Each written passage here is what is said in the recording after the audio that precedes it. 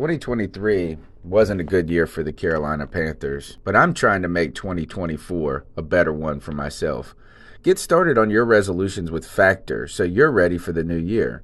Factor's ready-to-eat meal delivery takes the stress out of meal planning and sets you up for success in the new year. Skip the grocery stores, prep work, and cooking fatigue. Instead, get chef-crafted, dietitian-approved meals delivered right to your door. With over 35 meals to choose from per week, including keto options, calorie smart, vegan plus veggie, and more, plus over 55 weekly add-ons, you'll have a ton of nutritious and flavorful options to kickstart your resolutions. Skip that overpriced takeout trap. Factor is cheaper and way more delicious than takeout. Get chef-crafted, restaurant-quality meals delivered right to your door, and they're ready to heat and eat in just 2 minutes, which means more time for you. Head to factormeals.com/C350 and use the promo code C350 to get 50% off. That's code C350 at factormeals.com/C350 to get 50% off.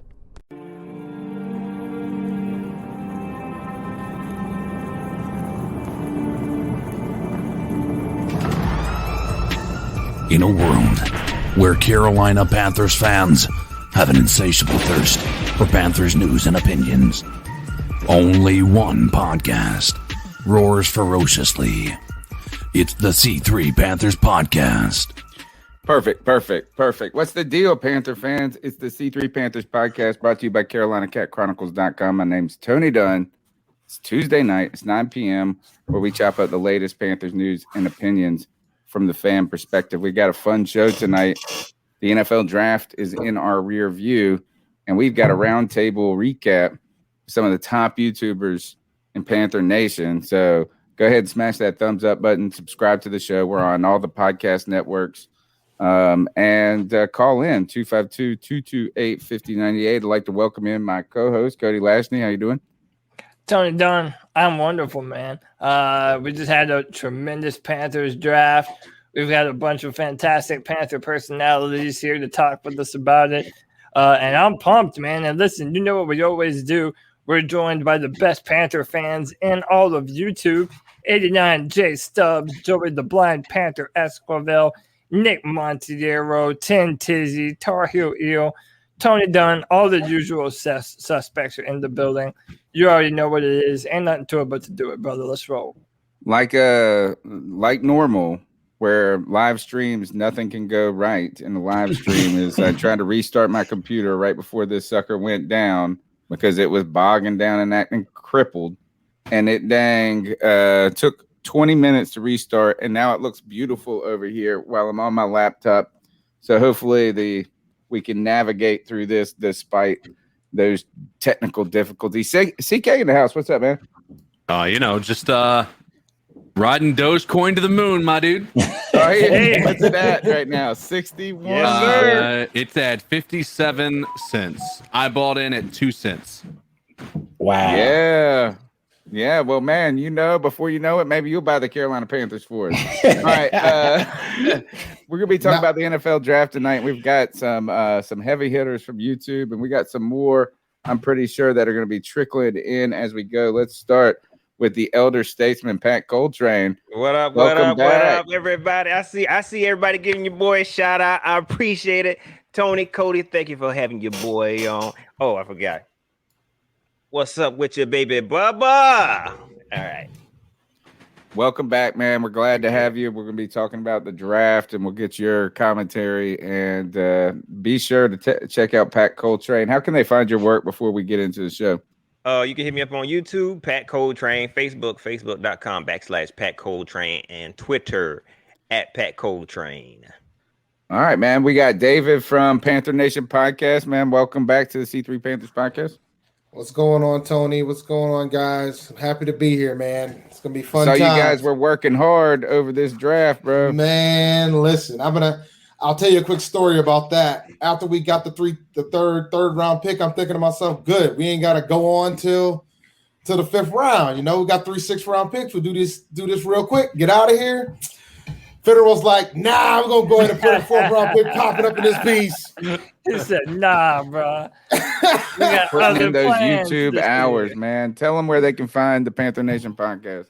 We're on YouTube at Panther Nation Podcast. We're on Twitter at Panther Nation PC. Individually, I'm on Twitter at Champ D1012. We're on Facebook, Panther Nation PC, Panther Nation Podcast. Wonderful. All right, we've got Aaron Duncan too from Aaron Duncan. Go ahead. Oh, holy cow! I took him out. Now I put him back in. I'm trying to highlight your name, Aaron. Welcome to the C3 Panthers podcast. What up, though? What's going on, man?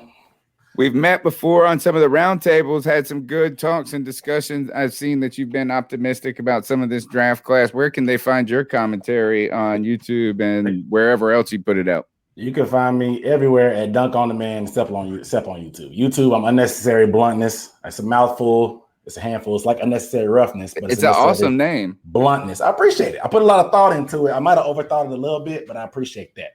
But you can find me on everything at Dunk on Demand, DUNC on Demand. So, yeah, man. Appreciate y'all having me on. Yeah.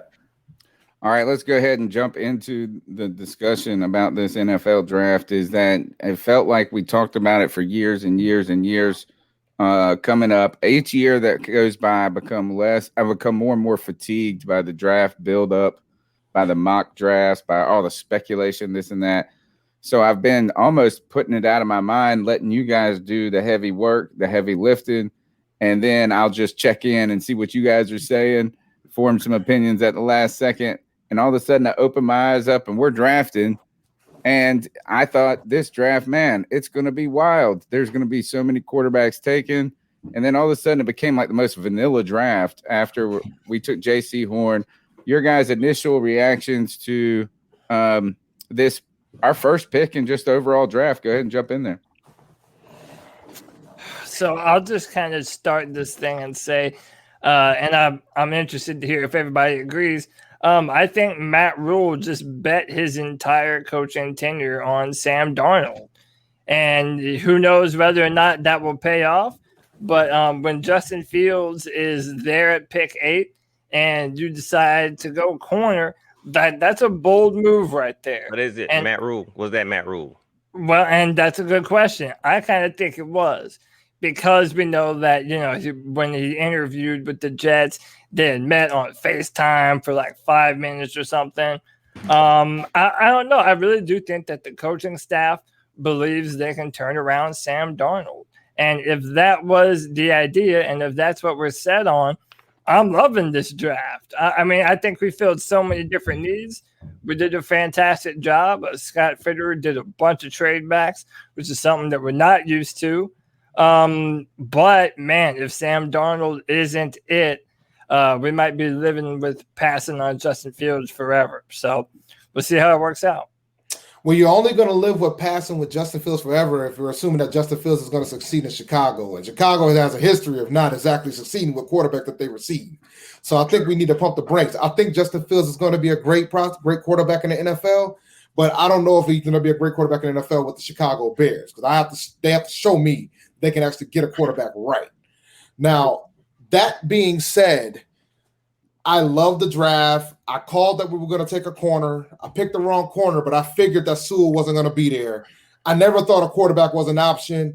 Them delaying giving Darnold the 5th-year option was all about smoke screen to try to get somebody to trade up to 8. It didn't work. We got our guy. We're rolling with JC. I think they got a lot of value across the board. The only questionable pick they had to me was probably the long snapper, but even then I understood why. But overall, they did great. I'm feeling the draft. I think they want to play more press coverage. This draft has shown me a lot about what they're trying to do. I think Matt Rhule is fine with rolling with Darnold. I'm curious to see if Tepper's going to allow him to get more than 1 year. I think that's going to be dependent on how they do this year. That long snapper pick was to fuck with Marty Herney. That's why that's what that pick was for. But well, before we go on, I'll give you a quick theory about that. I think for me it was about I think they wanted Cosme. Washington took him before. And I think this was more of a payback type of thing because I think they might have got rumors they wanted the long snapper. Man, that ain't no payback. They took Cosme and we take a long snapper. We got him. They We won got him. that. All right. Before we move Oh, on, they let's did. go ahead and welcome the four-man rush into the podcast. We got Kevin, Avery, and Mr. Smooth. What's up, guys? Hey, what's going on, fellas? We got Kevin. We still ain't got no volume on Yo, Smooth. Smooth, they can't hear you. I can You're barely, very low, barely, bro. very low. All right, Kevin, man, welcome to the C3 Panthers podcast. I don't know if you've been here Y'all don't need me before, no more. 4-man rush in but here. Yeah, hey. tell- I ain't got nothing else to say. Y'all got 4-man rush in here. That's it. tell us where they can find your work, Kevin. Well, y'all probably Yeah. got the most biased part of 4-man rush with y'all tonight. So Yeah, Okay, good. that's good. Man, we got Hey, the that's audio what's now. up. We love That's the good. high nothing you gonna Yeah, get from we- us is not gonna be pretty. I'm just letting y'all know now. Yeah, the hollow points are loaded, so it's going to be some bloodshed on some of these picks here. But as far as we can find the four-man rush, main thing you can find us on our website, the 4 manrush.com. That'll link you up to all of our other social media platforms. That's where you can also read all of our blog entries, catch us on Facebook, Twitter, YouTube. Check out all our video work there. Yeah, man, this did not go as quite as I expected, but I guess we'll tackle that tonight. Are you guys glad the draft is over with all the coverage you guys have Heck done, yeah. all the prospects, all the tape you watch? Are you glad the draft's over? You know, I feel like when you're courting a woman that you really, really want, you work so hard to get that woman, and she's just not what you wanted her to be. That's how we. That's how All we. that, man. God, no. Yo, that's a beautiful way to put it, man. All right, let's go to Aaron real quick. I heard courting a woman. How old are you, man? He said courting. He's trying to marry her. This man's a classic gentleman. That's all. Yeah. Tell you something, man. Classic, man. If you ain't courting, you wasting, brother. What? Silver ain't dead. If you ain't Silver ain't courting, you dead. wasting. I'm All right, telling so you. look, I got a question for all of you. Did you all expect us to go JC Horn with our first pick? Because I was down. It was either going to be Surtain, Fields, or Horn. I would have said before the draft that if we were going to take a corner, it would have been Patrick Surtain. But I love the fact that we took JC Horn, man. And I know that's a little bit weird, man. I'm a Clemson fan. I know Aaron's on here. He's ready to talk a gang of shit later on. I know. and we drafted Shi Smith too. And Yes, sir. I know he's gonna ball, so I can't even say shit, Run man. it up, man. Run But it up. I know. But look, man, I really do. I love JC Horn. I mean, I think that was a fantastic pick for us. What did you all think? Did you think that was going to be the pick for us at 8? I didn't think so. And I have no problem with the player. I guess my issue is the pick, because I wanted Fields, but I have no issue with the player. JC Horn is everything you want. He's got the length, the athleticism, the NFL pedigree. He has the best resume of anybody coming out. He's been tested again, and he even took the retest, you know what I'm saying? And he really has all we need, especially like you said, with this pass rush that we have, like Dave was saying, we're going to be playing a lot more press man. Why do you play press man? Because you have a quick pass rush that can get there. You want to disrupt the timing. You want to be able to be there to make take advantage of quarterback having to force opportunities, and those things can work together. A good pass rush is a great complementary for press coverage and good corners, and vice versa. So I'm not mad at what we did with. Obviously, I'm not mad at the player. Obviously, like I say, just the Fields thing. It bothered me too, man. So that's pretty much where I was at. It took Rashad 3 days to get over the fact that they took Horn over Fields, bro. It took 3 days. It took me a day. It didn't look, man. Every day during our draft coverage, the first thing I say was, "Look, man, are you over the fact that we took Horn over Fields?" Because I don't think you could believe it. And I said, "Dude, it was the no-brainer." Like I predicted corner. I said Surtain at the show. The first time I missed, but I got the position right. I knew it was going to be one of the corners because I didn't think Sewell was going to be there. I think the only lineman. How many of you all in here and in the chat room wanted Fields over any other player? I wouldn't say over any other player, but I would have preferred him over JC. What I'll say, where we were at, yeah. Okay, hold up, Pat. The way that board fell, nobody expected that, and that's how I feel. I didn't know what to expect, to be honest. When it comes to this front office and when it comes to who Scott Fitterer is, I didn't know what to expect going in. I knew what I wanted. You know what I mean? If I'm being honest, I knew what I wanted. And I was kind of hoping that they would, go the QB route or go the offensive lineman route, and it was a heartbreaker for me. I'm be honest. Whenever Penei Sewell went right before us, it broke me. It broke me. And so even after that, I was like, okay, well, Justin Fields is right there. He kind of landed right there in our laps, and we kind of passed on him for a cornerback, man. And I get it. You know what I'm saying? I get it. I agree. JC Horn is a baller. I think he's going to be a dog, man. And I am excited to have him on the team. But I was initially upset whenever we passed on Justin Fields, Rashawn Slater, for cornerback. I think for me, JC Horn though, like whenever you mention JC Horn, you were like, kind of like it ain't nothing against him, but you got to realize I ain't get what I want. Like what I look like this, I ain't get what I want. So I mean, I'm happy about it. This how I'm be honest. I'm like this whenever, even when we got Derek Brown last year, I really wanted Isaiah Simmons. Yeah, I was happy about, and I'm still happy about Derek Brown. But it's just I don't know. Maybe I'm being a baby about it or whatever. But that's just me being honest and transparent.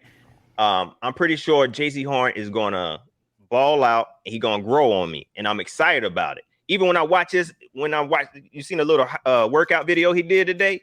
I was oh man, this dude a baller, man. Mm-hmm. But then I think about how this whole draft went. I'm just like, man, it's hard to be super excited. Pat, do you think it's partly because you had talked yourself into believing that Justin Fields, there would be no option of getting a quarterback really at 8? Yeah. The reason I feel like this is I was so excited. Everybody was telling me ain't gonna be no quarterbacks, ain't gonna be no offensive linemen. You gotta trade up. You gotta trade up. Right. If you would have listened to me, everybody listen to you, David. Man, I know that's the problem, and that was the issue. That was the issue right there because I was the one saying Fields was gonna be there at 8, and we're still not gonna take him, and everybody thought I was crazy. I knew we weren't gonna take him. I think it was all about trying to get the draft capital to trade back, and it didn't work out. They tried. Where did you have him? They didn't try. Where did you have Fields getting picked? I thought worst case scenario, he falls to New England or somebody trades up with us. But it ended up being 11. Denver passed on him. Yeah, I can't. I did. I said Denver would possibly pass on him. And at that point, why are they gonna get Aaron Rodgers? How y'all know all this stuff? Like that's what I wonder. How y'all know all this stuff? They just be saying stuff. You don't know. No. My thing was this: Denver's been talking about taking a corner the entire time, right? Denver's been talking about taking a corner, and then the moment that they traded for Bridgewater, the moment they traded for Bridgewater, franchise settled, baby. Franchise done. We're not allowed to talk about Bridgewater on this show. I'm just trying to help you out. That confirmed that they were going to take the corner. So it's just a matter of which one. If we take Surtain, they were going to take Horn. If we take Horn, they take Surtain. So and after that, everybody knew my pick was Sewell. If you follow 4-Man Rush and you follow Smooth and or Kevin, we were all about hog mollies. You understand what I'm saying? But I also live in Georgia, and I follow high school football. That's how to the core I am with it. I've been feeling like for the last 3 years that Justin Fields was better than Trevor Lawrence because I watched them play. So I was telling everybody, look, if we don't go lineman and we got to go quarterback, Justin Fields is the only quarterback I wanted to take. I feel like he was the best quarterback in the country, even when he was in Georgia behind Jake Fromm. So I thought we were going to pick him when Sewell was going, but the whole draft was trash to me. Outside of the JC Horn pick. Look, if Smooth said, I'm being real with you. Outside of JC Horn, I also like Terrace Marshall. I like that pick for where you got it at. But the rest of the draft was trash to me as far as the way we went about it. Not so much the players, just the philosophy we follow. I had an issue with it. What was the issue? Oh, man. Because we were trading back repeatedly to take lesser value players. Like you had a Jackson Carmer on the board. They don't want to hear that. They don't want to hear that. Smooth. To go get Brady Christensen. Then you had a Wyatt Davis on the board. You traded back to go get Tommy Tremble, which a lot of people thought was a white boy. I ain't gonna lie. Nobody knew who the fuck he was. But excuse my language. So you sound like Pat. They passed on your favorites. They passed on who you wanted. Pat was mad about that. That ain't what I sound like. Look, I'm glad Smooth said it because people get on me whenever I start talking like that. I'm glad he said it.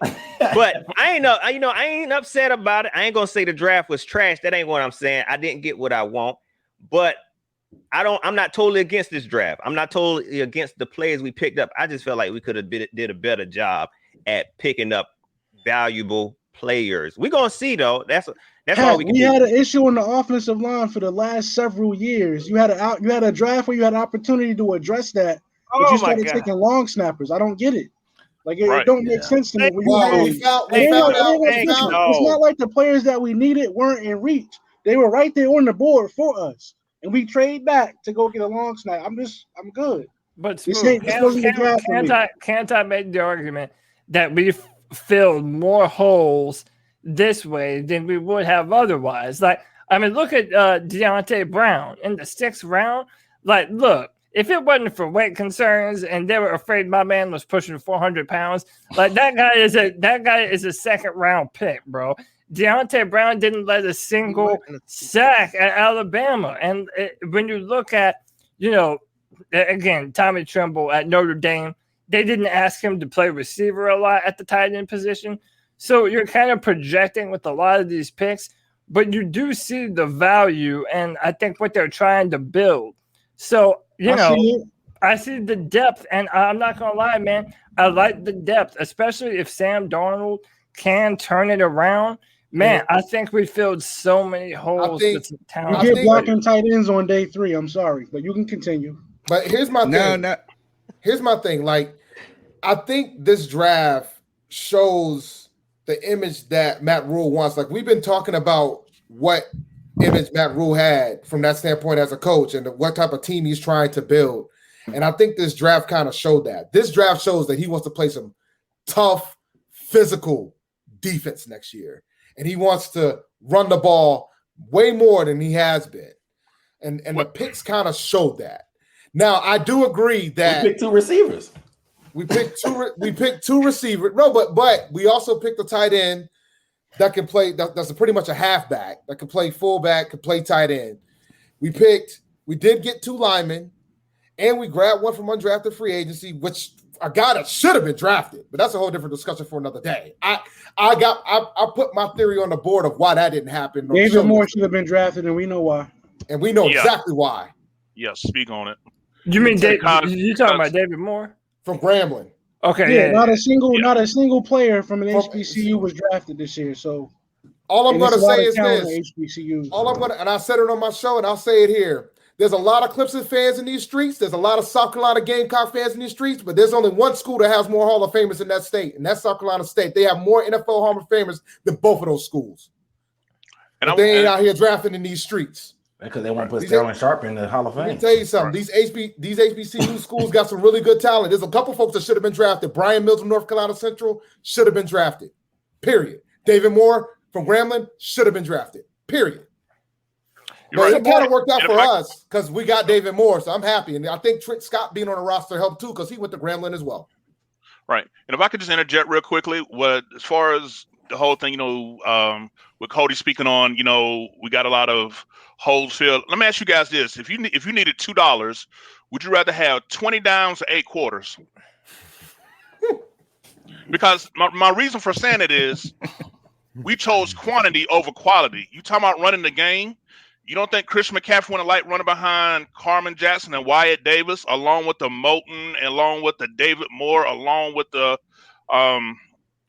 Paradis coming back? You don't think that would have helped? You talking about running the ball.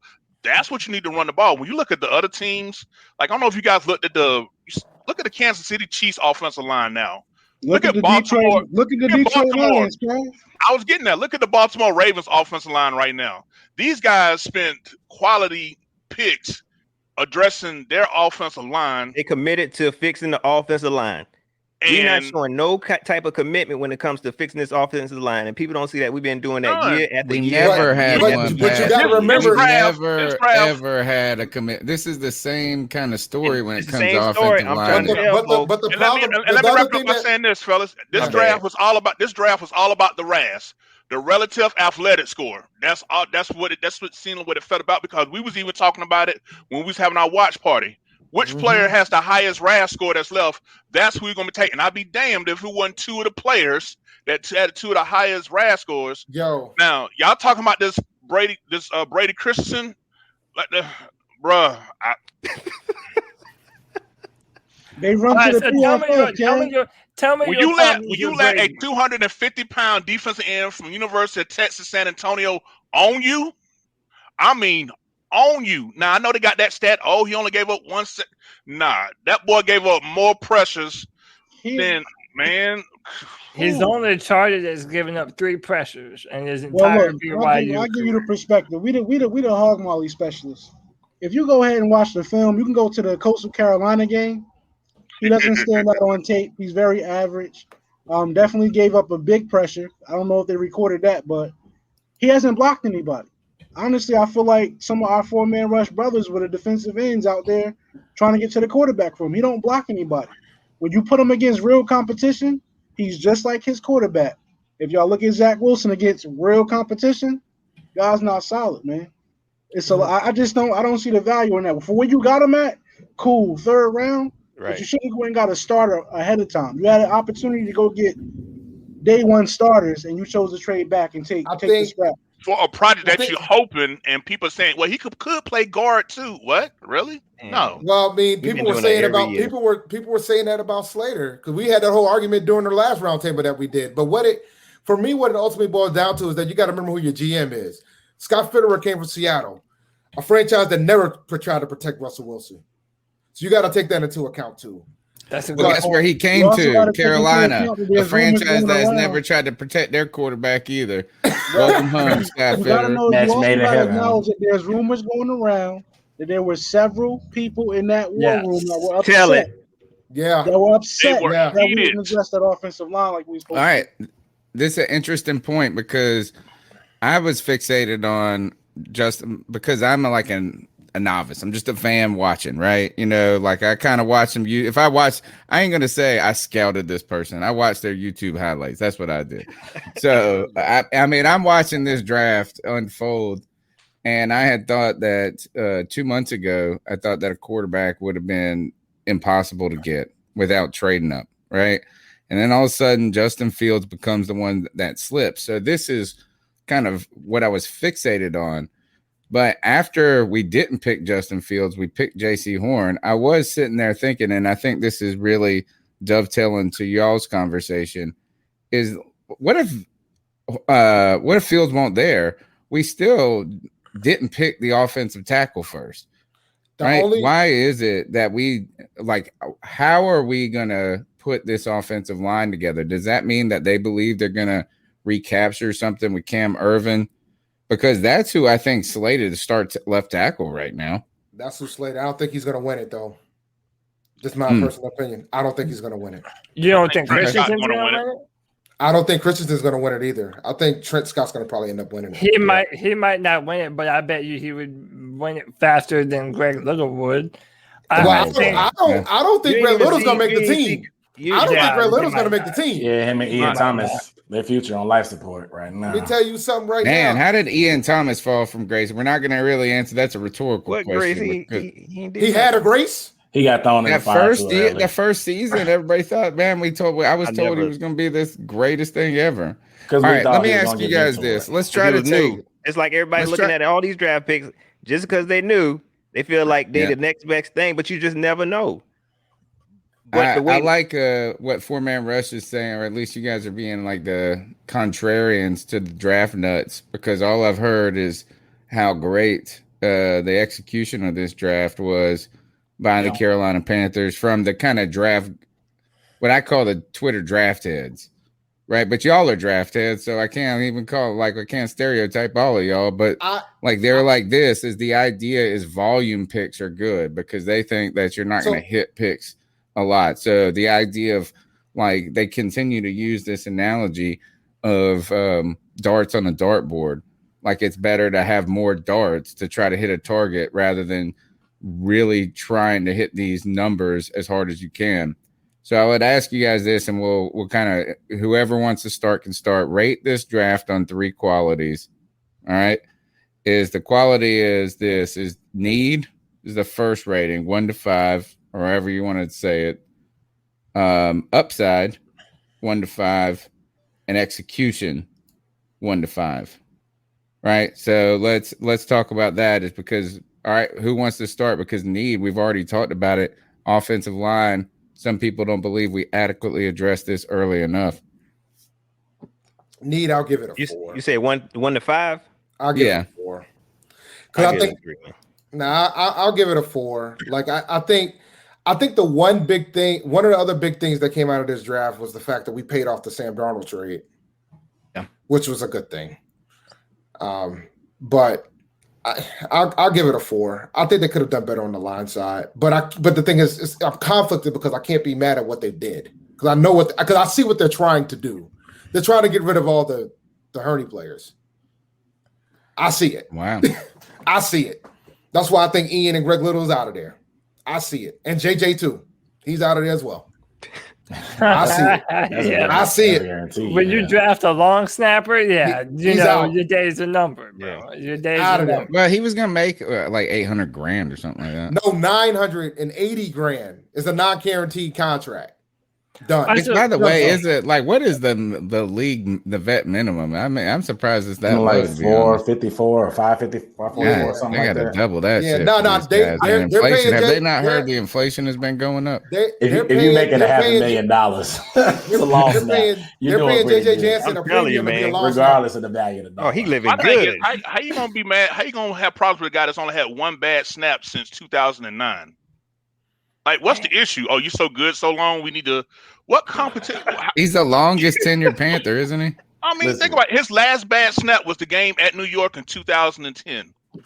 That's his last bad snap. Like, you got a problem with consistency? The same way they got rid of that Jerry Richardson statue out front, the same way they got rid of everything that resembles the air regime. They got to get it up. They found any excuse. They found any excuse to get that Jerry Richardson. Oh, we don't want it to get vandalized, so we're going to move it. Okay, whatever. The protest was the best thing to happen to get that statue out of there, bro. They just needed a reason, bro. They've been trying to do it.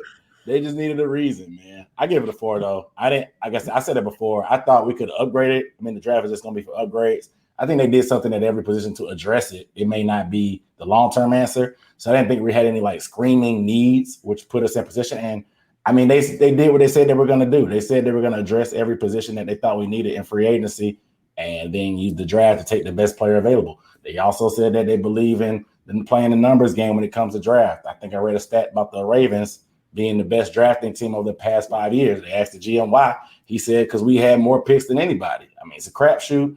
You're going to miss on some. You're going to hit on some. But the best way you can do it is to get more picks. And that's the strategy they took. I'm just happy they stuck to what they said they were going to do. I mean, for once, we got some clarity. It looked like there was some kind of strategy, whether you right, wrong, or indifferent. They had a strategy. They executed the plan that they wanted to do, and they did it. That's all I can ask for. If it's wrong, they're going to get their ass fired because their philosophy is just wrong. They need to get up out of here. But they said what they were going to do. They did it. They didn't take Vernon Butler in the first round. They didn't trade up for Will Greer. They didn't do anything stupid. You know what I'm saying? So I'm cool with it. A little bit false right there because ain't nobody on this panel or in Panther Nation going to tell me drafting a long snapper is okay. I mean, that's one spot. That's not Vernon Butler in the first round, in my opinion. It's still a stupid move. The dude was preparing to be a undrafted free agent. Like that was the absolute hilarious thing ever. I mean, it made a cute viral video, so I think people are overshadowing that in the grand. I mean, it was a comp pick. It was a comp pick in the second round. And we had what 11 picks. So I mean, but I know how you feel. But the thing is, it was a throwaway in their opinion. I know. Look, man, I know how y'all feel. But the thing is, we found out later that Trey Smith wasn't even on the board because they were worried about his slots. Yeah. I think that was a lot of teams they took Trey Smith off the board. I'm surprised the Chiefs even picked him. Rashad was just as pissed as you guys that we didn't take Trey Smith in that pick. Believe you me. Yeah. But then I said they probably didn't have him on the board, and I was like, no, they had him on the board. It's just the medical. The medical is real sketchy with blood clots and stuff like that. Yeah, that's tough. You got to look. 32 teams was passing on probably the second best guard in the country. So it's got to be something there that we just don't know. Right. It's a little bit more. But still, I'm taking that chance over a long. No, I get it. I get it. I think the long snapper pick, the the moment that we took Trimble, I was like, oh. But then I looked in the highlights. I was like, oh, all right, I see what they're trying to do. And I'm like, Ian's out of here. And then when we took the long snapper, when we took Fletcher, I said, oh, JJ's out of here. They're talking about competition, my ass. He ain't gonna get a chance to be the competition. He out of there. Simple as that. I think they're trying to get younger. I think it's about trying to get younger and getting people that they didn't bring in here out of here. And as far as the whole thing with Trey Smith, We're about to be more younger once we get rid of a 35-year-old long snapper. Right. As far as I think with Trey Smith, I didn't know if you guys knew the degree of it. His last 2 years at Tennessee, where he played, where he didn't miss a game, he couldn't really practice during the week because of the blood thinners that he was taking, and that was really what came out of why a lot of teams, because in the NFL, you don't practice, you don't play. Mm-hmm. And that was the issue. So that's why he was able to play, because they had to really scale back his practicing during the week at Tennessee, and you go into the NFL, because you can't tell me, looking at his film, that's not first round talent. You can't tell me that. But again, you may have got away with that at the University of Tennessee. You're not going to get away with that in the NFL, not being able to practice, just show up on Sunday and expect to whoop ass. It's not going to work. So that was the reason behind his medical, why so many teams bypassed him. But you know what? I bet he get a ring in Kansas City before any other lineman do. No, yeah, he will, because it's going to be this year. It's going to be ultimate Eddie, and I'm going to be cheering for him too. For real. One thing about the medicals is that it's a difficult year because you're not really able to get your doctor's hands on them a lot, so you're just getting the information that they are providing, which I guess leaves a little bit more open to interpretation, or maybe it causes a little bit more concern with some of these teams, and because we're in an abnormal year. All right, when it comes to upside for these players, what do you guys, anybody want to comment on? Cody, you want to start us off with what you think? How would you rank the upside of this potential draft? Because after our initial once we got past the no Justin Fields, no offensive lineman in the first round, and we were talking about J.C. Horn's upside and potential, a lot of us were circling back saying in 2 years you come back and say he's the best player at his position in this draft, easy, right? So when it comes to upside with what the Panthers drafted, how would you rate them? Listen, on a scale of 1 to 5, I rated it a 5. Going forward, I'm just going to assume what the coaches assume. And what I kind of, I'm hoping as well is that we're going to be able to turn around the quarterback and Sam Darnold, and he's going to be able to take the reins. When you go forward with that idea in mind, we came away with, in my opinion, a ton of potential starters on our football team. Terrace Marshall Jr. was incredible for LSU, already has familiarity with Joe Brady. He knows the system, knows the scheme. Then you add Shi Smith later on down the road. Like, now we have 2 legitimate receivers on the team, knowing that we're not going to have DJ Moore and Robbie Anderson both for another 2 years. It's talented depth at the position. I think Davion Nixon has a chance to be a starter at 3 tech next to Derek Brown. He's violent with his hands. I love that pick later on. I believe it was our 5th round pick. And then listen, man, even a guy like Chuba Hubbard, like, it cannot be the game plan like it was under Ron Rivera to run Christian McCaffrey into the dirt. Like, he just isn't going to have a long career if we do that. I love the fact that we drafted a tough, 4.48 runner that can take some of the pressure off of McCaffrey. Then Deontay Brown, I'm not as low on our offensive line picks as the 4-man rush guys. I respect your opinion. I do think Christensen didn't face a high level of competition, and that's a legitimate knock, So I understand why you might have some criticisms about him. I do think his athletic upside does project to be a franchise left tackle if he does, learn the more nuances of the positions of an NFL speed rush and all the moves that come with having to play a left tackle. I love our value. I see a ton of potential starters. I'm loving what we did. I really do. CK, your thoughts on the upside of this draft? I obviously I have always, throughout my life, been a fan of quality over quantity. You know, it's how I, you know, approach my work. It's how I approach, you know, anything that I do is always making sure what I'm doing is the best it can be without having to do like, I don't want to do 50 shitty jobs in order to be able to make up the money I would make if I did a fucking incredible good job one time. And right. I feel like that's the approach, as we've talked about, the quantity over quality here. I think the upside is that you're throwing spaghetti against the wall and hoping something sticks, right? You know, that's the game plan here. And again, you can use the Ravens account and say, you know, all right, they've had the most draft picks. That's why they've been one of the most successful teams when you look at the draft classes. You know, that's logical. But at the same time, when you're picking 8, it's hard to like, and when you have that, I mean, you have an early round in the second round. I mean, you have an early pick in the second round that you trade back on. I mean, I'm not hating the picks we have. I feel like we were so focused on acquiring picks that we weren't focused on the best available players that were on the draft that filled the needs that we needed. I like the depth, but the upside, I think, is not as exciting as I was hoping it was going to be. How'd you feel about the Horn pick with Fields there and Slater there? I like Fields, and I get why everybody wanted Fields. I was more upset we didn't take Slater. Okay. Over Horn. Yeah. Because I feel like that's one thing that we have been saying for the past 5 years.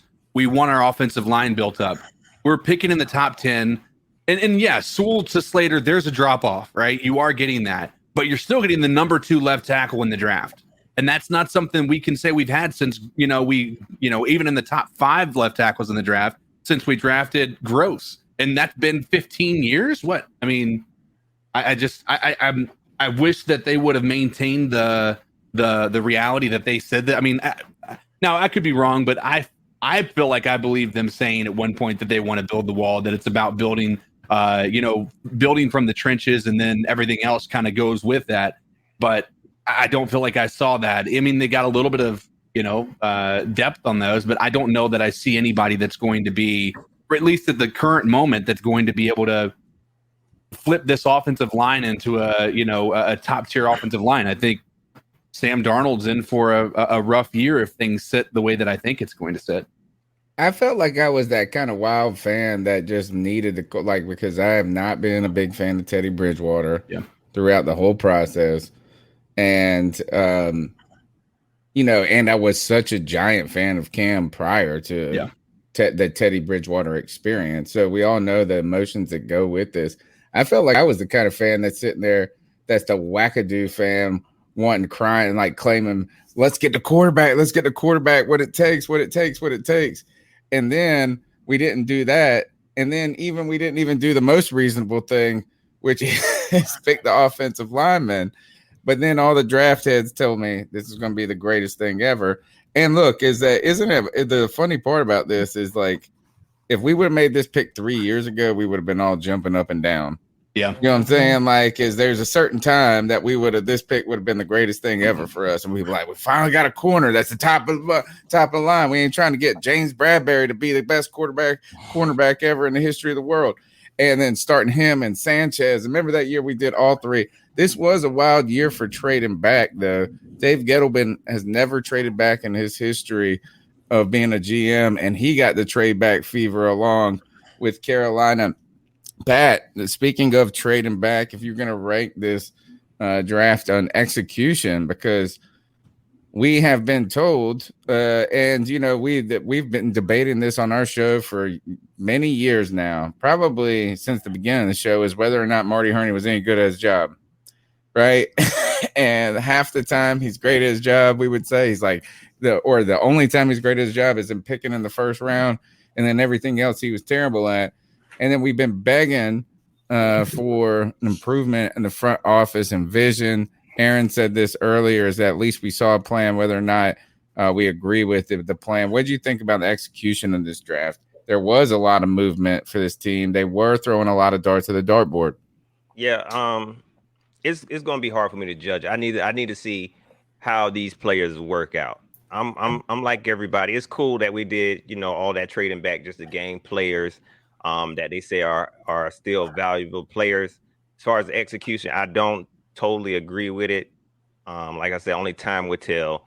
To trade down when you had a chance in the second round to still get a premier offensive lineman, you trade down, and I feel like everybody got happy. Yeah, we traded down to get Terrence Marshall, but we could have still filled needs with the best player available. I don't know if it's just we was doing something different that got everybody excited. But as far as execution, I'm not. It's hard for me to gauge it. As you could tell, I'm not super happy about it. You know what I'm saying? I think it's dope that he did, do that, and we got all these players. I'm hearing a lot of good stuff about these players, and in my opinion, like I said, these players have to work out for me to be happy about this situation. It's hard for me to just be happy right now, or excited about what was done in this draft. It's cool that we got all those drafts and we got a lot of players that a lot of people know and they feel like they are solid players. I just feel like we could have did a better job. You don't have to trade down just for the sake of gaining picks. Like somebody touched on, you could have got the best player available. It seems like you made it more difficult than it should have been this draft. Yeah, you made it way more difficult than it should have been. It almost felt like it was like an attempt to just overperform. Like it felt like Scott Fitterer was trying to do more to prove that he was going to be a good GM in this league than I think he needed to. That I think we can at least take away from this is next year, and there's a lot of people that talk about what next year is about. The draft picks next year are going to be a premium because you're going to be able to, for the first time in almost 2 years, well, I guess they were able to do it last year, but to be able to actually do your own medical examinations on these players and things like that. So, I mean, you've accumulated some picks that are going to be for next year, and I think there's a premium on those picks. But I agree. I think that there was a lot of movement that, again, in the moment, I think we're excited. Oh my gosh, Fitterer's doing something. We haven't seen this in years, right? Right. But what did he? I mean, I see some names, and I think that people can always look at upsides.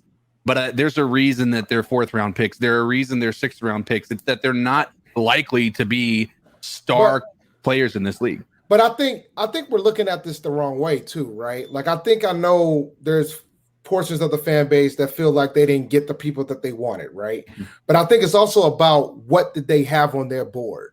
Yeah. I don't think Fitterer was out here trading back in these streets unless they knew about the grading of their board, because they pretty much said that they had a 1st round grade on Terrence Marshall, and they got him at the end of the 2nd. They had 2nd round grades on some of the folks they got in the 3rd. So why they but don't they say that about everybody? Isn't it kind of interesting that they always get every team always gets their number 1 player on the board? But that's the gamble, though, right? And that's why I think Scott Fitterer does deserve more praise than even he's getting. Like if you have a bunch of players that you love, and you say, well, let's move back a little bit and get 3 players that we love. I understand why he did it. I'm looking at Terrace Marshall.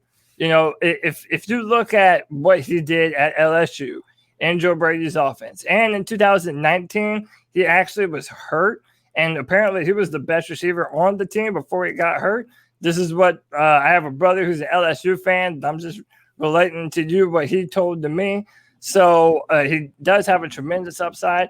I think that we did that a bunch of times throughout the draft, where we grabbed a player that we just flat out, we saw something in them, or we figured that they would be there when we moved back. And listen, like another reason why I can't be too mad at this is like the Panthers, more than any other team, have the least amount of picks over like the last 5 or 6 years or something like that. Like, we always have 5 or 6 picks every year. It's like, go back to that David Gettleman draft, where he grabbed Zach Sanchez and Brad. Well, he drafted 3 corners back to back. Yeah, like it's like, since this is so different than what we know, I have no problem with this, man. Especially if these guys end up living up to their perceived value. They're just trying to build their team. They're just trying, Fitterer and Rhule's trying to build their team. And there's a lot of players that I promise you guys, man, there's folks that are going to get cut this next round that some of you guys are going to be surprised by, because it's going to be about their guys. It's ultimately going to be about their guys. They want to build. Hey, I'm gonna be honest. I don't have a problem with that, man. Go ahead and rebuild the team. Go ahead. Give me a hot take. I don't want to hear Greg Little. I heard a dude in the comments say, listen, I heard a dude named CJ in the comments say I probably had a high grade on Greg Little. You ask anybody that know me, I had a 6th-round grade on him. I hated that pick. So really? I see him getting cut, to be honest with you. But give me some more names. Give me some more. Ian is gone. We know that. Yeah, but give me some more. Give me something outside of the obvious. All right, Dante Jackson. Dante. No, I think Jansen making the team. Whatever. Jansen's not making the team. Zylstra, Kirkwood. But I think those are still going to be surprising drops. We got 100 wide receivers, man. He said Dante Jackson. I thought Dante was a perfect compliment for J.C. Horn. They're the opposite type of player. But you know what's funny? Like, they came out with the post-draft look at the Panthers, and you know what the first corner they named in that list? They named J.C. Horn. Yeah, of course. What you mean? Well, no, but that's not the case for all the other picks. Let's be clear. Come on our team or other teams? No, I'm talking about the Panthers team. Like they had a post draft. They on their site. He's our starting corner because the other guys are bums, dude. Day one starter. I have a feeling. No, but my they point want you is, to be an impact player, day one starter if you're in the top 10 chosen. No, here's my thing. I have a feeling that when AJ comes back, AJ's not going to be taking. AJ's not taking JC's spot. AJ's going to be taking Dante's spot. But somebody in here really believes that Dante's not going to play out his contract. So he's going to play it out. I think he's going to play it out. He can't. I don't think he. But I think after AJ, after AJ's suspension, I don't think he's starting. AJ missed the whole season last year, and then he's going to be missing the first 2 games. You don't think it's going to be some kind of rust? They're not going to throw him right into the fire. Dante's He didn't miss last year. He missed the last 2 games. I mean, the last 4 games. And he got to miss the first 2 games. 2 for the suspension. For the suspension. But you got to think about it. What? NFL's offense are playing more 11 personnel now. So your nickelback is the 3rd starter. So for me, you're going to see Horn, you're going to see Bouye, and you're going to see Jackson on the field a lot together. You know what I'm saying? And with the depth that we add, I think about time we're going to finally see some down personnel, because I'm tired of our inside linebackers trying to check these slot wide receivers when they're in 4 and 5 wide sets. I think, with these zone principles that we've been playing, now that we've truly got man corners in our secondary, I think that we finally going, Phil Snow is really about to show hopefully what he about to do. You know what I'm saying? He's the best coach on the team, I think. Yeah, because just out of personnel, it shouldn't be a Dante versus Horn or anything like that. All 3 of them are going to get mad reps because, teams ain't lining up and punching them out no more. Everybody want to go spread 3, 4, 5 wide. So you're going to need depth at the 3rd and 4th cornerback spot. So everybody going to have room to eat in that secondary. It's just a matter of how well you eat. Well, I think the Dante Jackson situation is interesting because I think because we have a new GM, unless they feel like they're going to re-sign Dante or they're going to be able to re-sign Dante, I wouldn't be shocked if they decide to trade him during the season, guys. Because I think I'm tired of who's going to want old four-toed Dante Jackson, though, right now? I mean, I ain't saying I was going to get a 1st-round pick for him, Tony. Well, it sounds like y'all pretty pessimistic about Dante, but you got to listen to how you. I'm going to be okay with Dante. No, I'm okay with him. I'm not going to hate on Dante. You got to listen about how your coach speaks about him, though. Matt Rhule's very high on him. He does like him. You're right. But Matt Rhule, we don't trust Matt Rhule. Yeah, Matt Rhule has been high on like 50 different people, and then they're off the team. Yeah, I get that, but you got to look at the facts. Dante had a strong last 4 games. When he's healthy, you can see the growth in him, to be honest with you. I think the goal is to keep him and Horn together. That's the tandem, because they're 2 opposite players. One is a ball hawk, one is a man corner. Your quarterback is going to have to pick his poison. I think the goal is to try to re-sign him. That's just my hot take. I think that's a hot take. I think that's a legitimate take. Don't you think he still has a lot to prove, though, especially with the toe, especially with the toe injuries, especially back to he's top 5 and taking the ball away. I'm saying it can be both. It can be both, back right? to when they were on Amazon and Monolin was trying to talk to him about being diligent and really doing things the right way. Like, I agree with you. I like Dante. I've always liked Dante Jackson. That ball. Hey, Cody, you need somebody to take that ball. Go ahead. I agree, bro. Look, I know Dante's the man. What I'm saying is like, to me, this year is a big year for him. Yeah, because he hasn't done nothing that I thought last year was supposed to be a big year for him too. As of this moment, for as good as he has been, I would not feel comfortable signing him to another extension based off of just what he's done. I think he needs a big year this year, and I think he's set to have one. But I'm curious. I'm curious to see if it'll be in the slot or on the outside. Like, where are they going to play him? My concern about Dante, he played everywhere. He played everywhere at LSU. Yeah, that's what I was going to get to. Like, they played him at slot. They had him at free safety. Dante is best when he used as a utility knife. Line him up, based on your matchup and your personnel. We've seen it on the all-22, even with Rivera. He was playing free safety at times in certain packages. When they went, it's going against heavy personnel. So the best thing to do is move Dante Jackson around, not just have him strictly as an outside number 2 cornerback. You want to get the best of him, let him be versatile, let him be multiple. That's where you see, the value that he possesses. That's why getting guys like Keith Taylor and, things like that too, and AJ Bouye, it gives you options to move these pieces around that we couldn't do last year.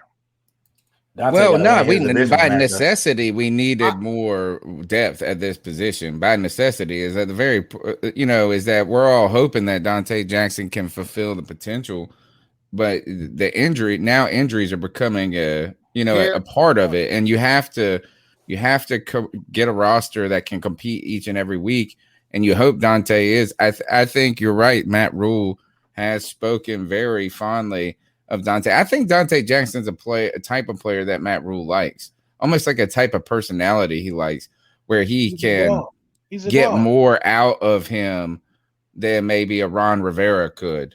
Right? I think he likes that coaching. I won't say challenge, but it's not a challenge. It's just is that can you get, and he can get kids to buy in. Right? Here's my concern. We draft all these players, right? We always draft all these players, and this franchise has had a problem re-signing some of the key guys that we need to keep. For sure. Do I think Dante Jackson should be back on this team after this year? Absolutely. Am I concerned that we're going to re-sign him? Yes, especially if he balls. I just don't want him to walk away from this franchise for nothing. That's my big concern right now. I think he's got to show us that he's worth keeping at this point. Like, he's like the only reason that he's gotten this long of a leash at this point. I mean, now injury, he had a year that, he's had some moments that are good, keeping, but he's had some moments that aren't great. He has to put it all together. At what price? A healthy year. You can get an extension. You ain't got to get big boy dollars to get an extension. Right. Just extend him. At the end of the day, you want ball skills, right? Yeah. Somebody in the comments said all he has is elite speed. No, he has that plus ball skills. He is a hawk. No, he's a hawk. He had that before. Can y'all tell me when we had a whole secondary this athletic? I want to keep that together. I'm not used to having this. I want to keep it together. That's all. No, I'm with you. I just think I don't want that. I don't want them to let that man walk for nothing. Hey, real quick, 2 house notes real quick. Shout out Slim J for the $10. He says official draft grade is a B. A legit NFL GM ran this draft. Hey, look, I like it, Slim. I'm on your team, bro. And last but not least, T Money slipped in unannounced. Everybody said what's up to T Money. What up, I was gonna ask T Money the next question. Hey, Code Dizzle, hit him with a little shame real quick before we intro T Money.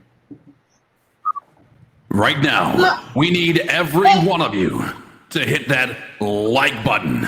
I'm gonna do this. Subscriber shame. All right, go ahead and subscribe to the C3 Panthers podcast. We're live every Tuesday night, 9 p.m. You can call in the show at 252-228-5098. I know Pat's gonna have to go in a little while, so I'm gonna ask T Money this question. Then you're on the spot, T Money. What is your storyline for this draft? It can be Panthers focused, it can be anything focused, but if you are gonna walk away and you're gonna tell me you're gonna come back on the show in 2 or 3 years and you're gonna say this is the storyline of the 2021 draft. What's the story that's resonating with you, T Money? I feel like the answer is right fits. I feel like a lot of people, especially in the first round, went to situations that's going to be the best for them or very good for them, whether it's Jamar Chase getting to go back with Joe Burrow, Devonta Smith getting to go back with Jalen Hurts, pairing up two alphas like JC and Dante. I just feel like it was a lot of very good fits in the first round. I feel like, I don't know, I guess everybody's board was kind of, they knew who they needed and what they needed, whether it's your boy going to the Lions, trying to get that toughness that Dan Campbell wants. I just felt like it was a lot of good fits in the first round. What were your thoughts about the Panthers draft? I like the draft. I like that it really felt like that they had a plan this year, and we can't say that about every year. And right. I feel like a lot of these guys I think are going to be contributors. They may not start, but I think a lot of these guys that we took this year are going to be on the field this year. Who's your favorite outside of JC? Like, you can't answer JC Horn. And you can't answer, well, yeah, that's it. That's the only answer you can't answer. Who's your favorite in this draft? For us.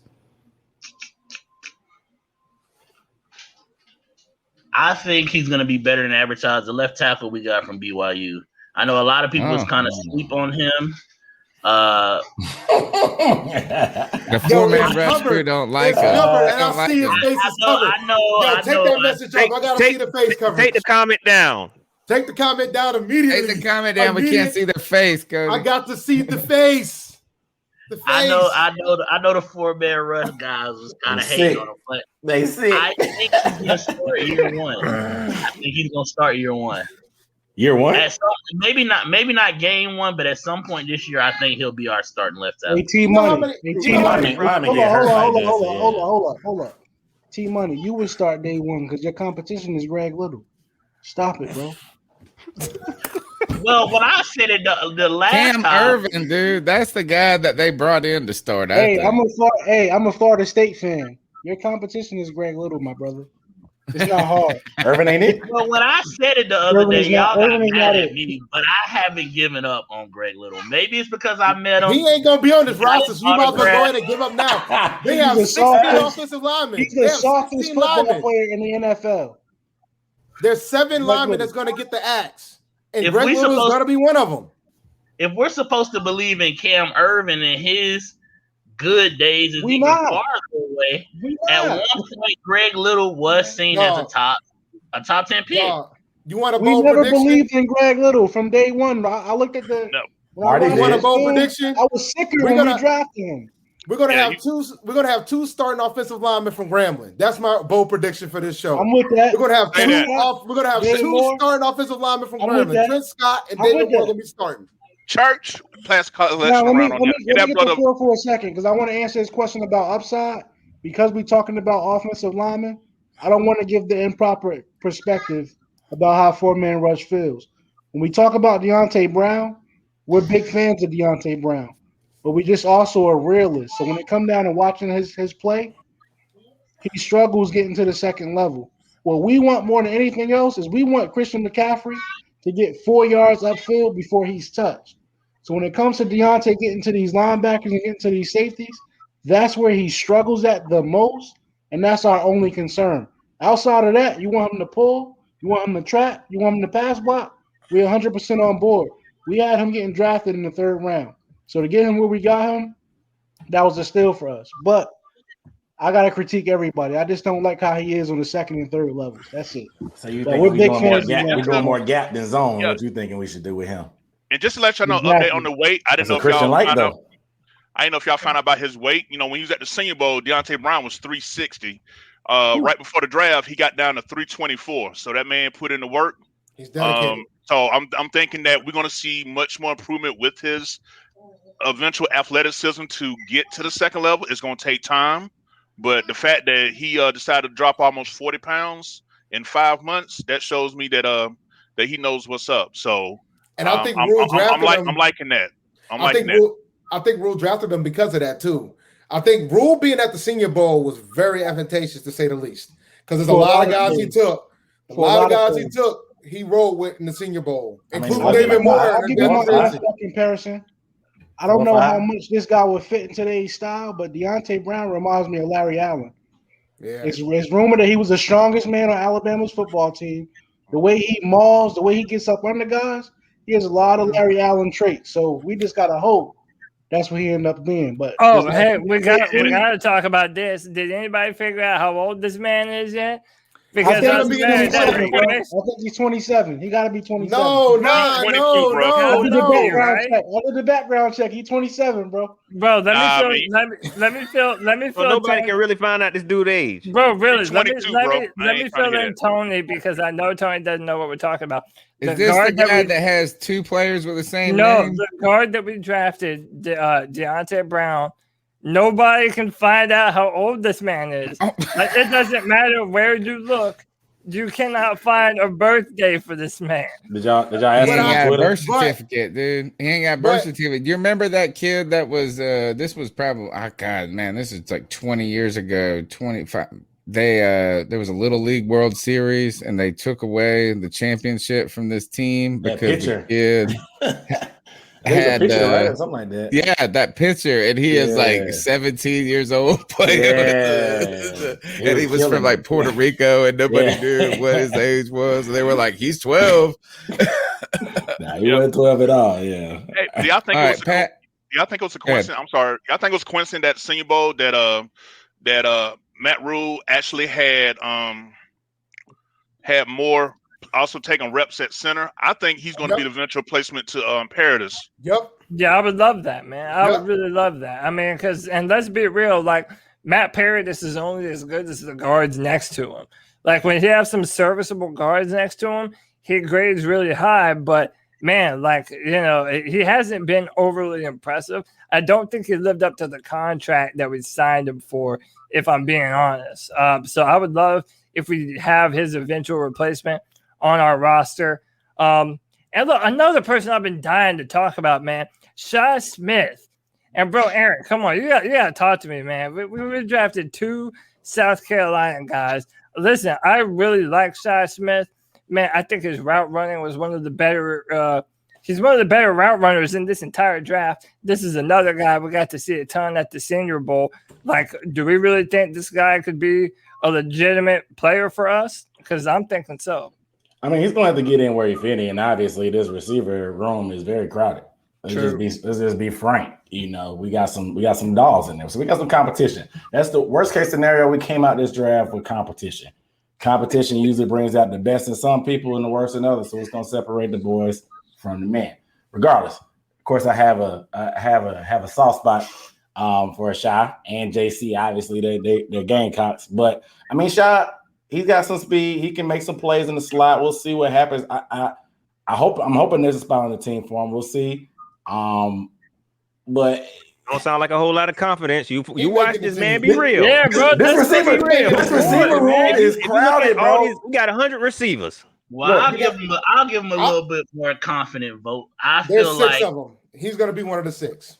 He'll be on the team. He's not getting cut. He's not getting cut. I feel like more so. As far as role-wise, he fits more of the Curtis Samuel role than Terrence Marshall does. I think they just like Terrence Marshall as a good receiver, a potential replacement if Robbie Anderson try to get greedy. I feel like Shi Smith is going to be doing more of the Curtis Samuel stuff, whether it's the jet sweeps, the stuff out of the slide, to just get it in his hands and see what he can do out of it. I feel like he's more the replacement for Curtis Samuel. I know a lot of people was trying to say maybe Terrence Marshall was, but I feel like Shi will be. You need a red zone threat too. He's been pretty solid in the red zone if you look at his history. We've been terrible in the red zone. And he gets mad separation. Like, you talking about something that really helped Sam Darnold out? I mean, when you watch him on film, and definitely at the Senior Bowl, like dude's ability to get open is like sickening. Like, damn, he just. He's got something special, but again, he's going to have to fight through a crowded room. Is he going to the practice squad? No. He's going to be a return. Who's our return guy? Somebody said, "Can Trooper it might be Trenton?" Well, I don't know if he'll make the team. Will Trenton make the team this year? The running back, Trent Cannon. Yeah. He should.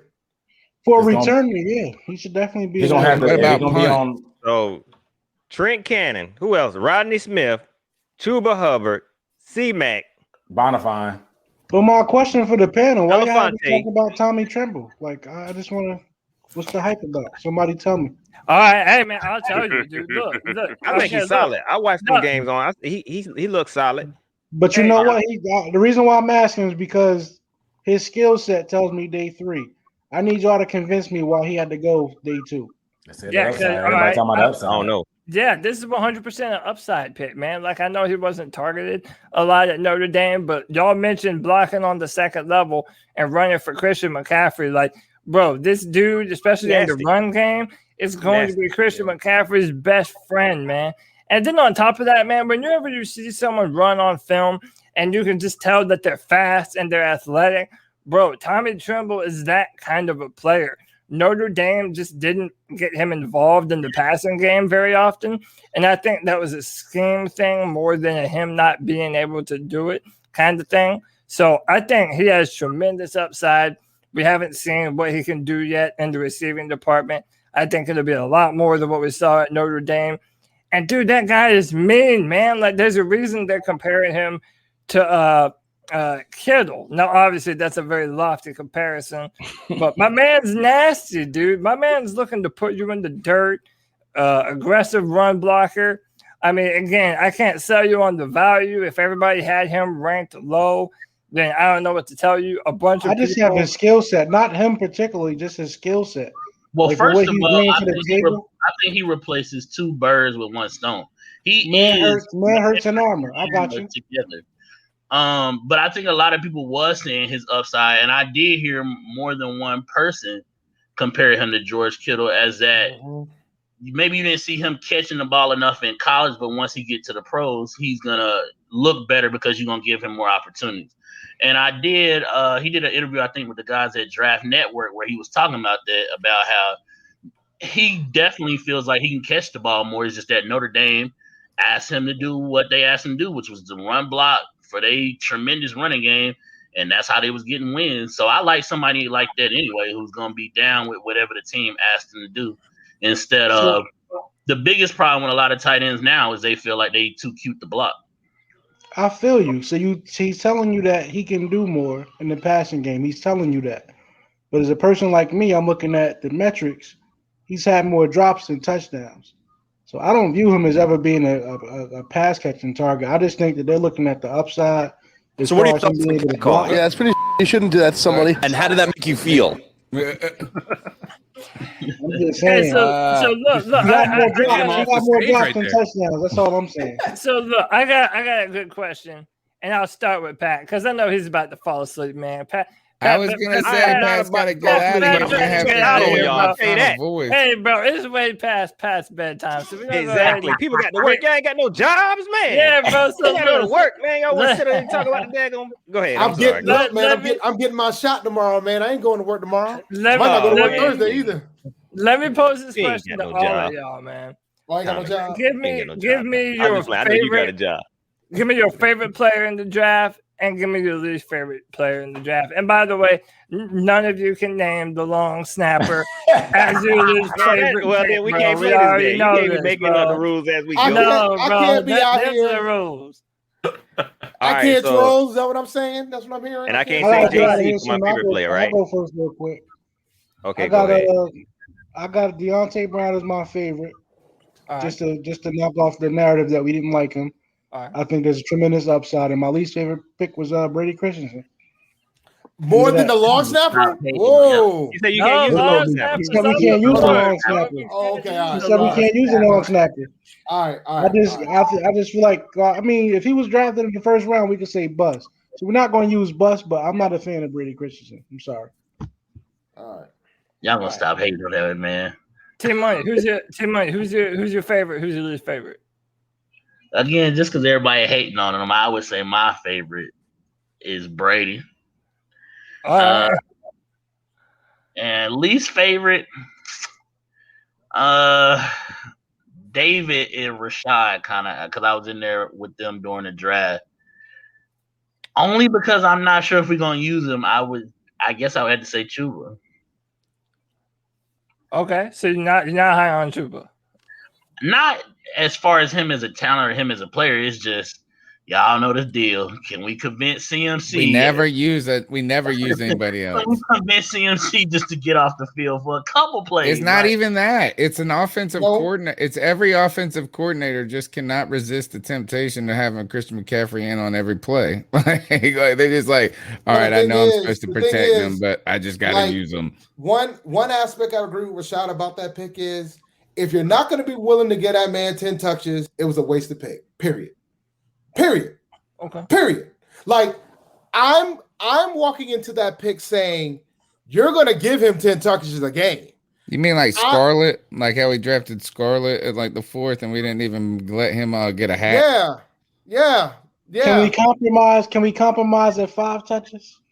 No. Because here's my thing. Here's my thing. This is why I don't have the bigger issue with the triple pick. Because when you put Chuba on top of it, it makes sense. Because if you're gonna draft somebody like a Trimble, right? That tells me that you're gonna want to run the ball more. Even though you took Terrace Marshall in the second, but Terrace Marshall was straight value because he had no business being at the bottom of the second round. So Terrace Marshall was straight value, right? Which was a phenomenal pick. But if you telling me that you're gonna take Trimble and then you take Chuba in the 4th, you're telling me that you are absolutely positively trying to pound this rock. And you cannot be out here giving Christian 30 touches. You got to give Trimble, you got to get Chuba 10. Period. All right, we were all supposed to ask Pat, by the way. Pat's got to go to bed. Bump made it. I was supposed to go first. I know. And everybody jumped in front of me. Pat, you got the floor, bro. I had to get that out. But that's four-man rush went first. You good. You good. My bad, four-man front, four-man rush. All of them. Not the only one that agree with me tonight. So we on the same I feel like page. they bully you or something, Pat. Ooh, man, it's all good. I'm used to it. I'm He's built like, for it. it's four-man rush. You know? All right. Yeah, no. Four-man rush cool with me. They know it.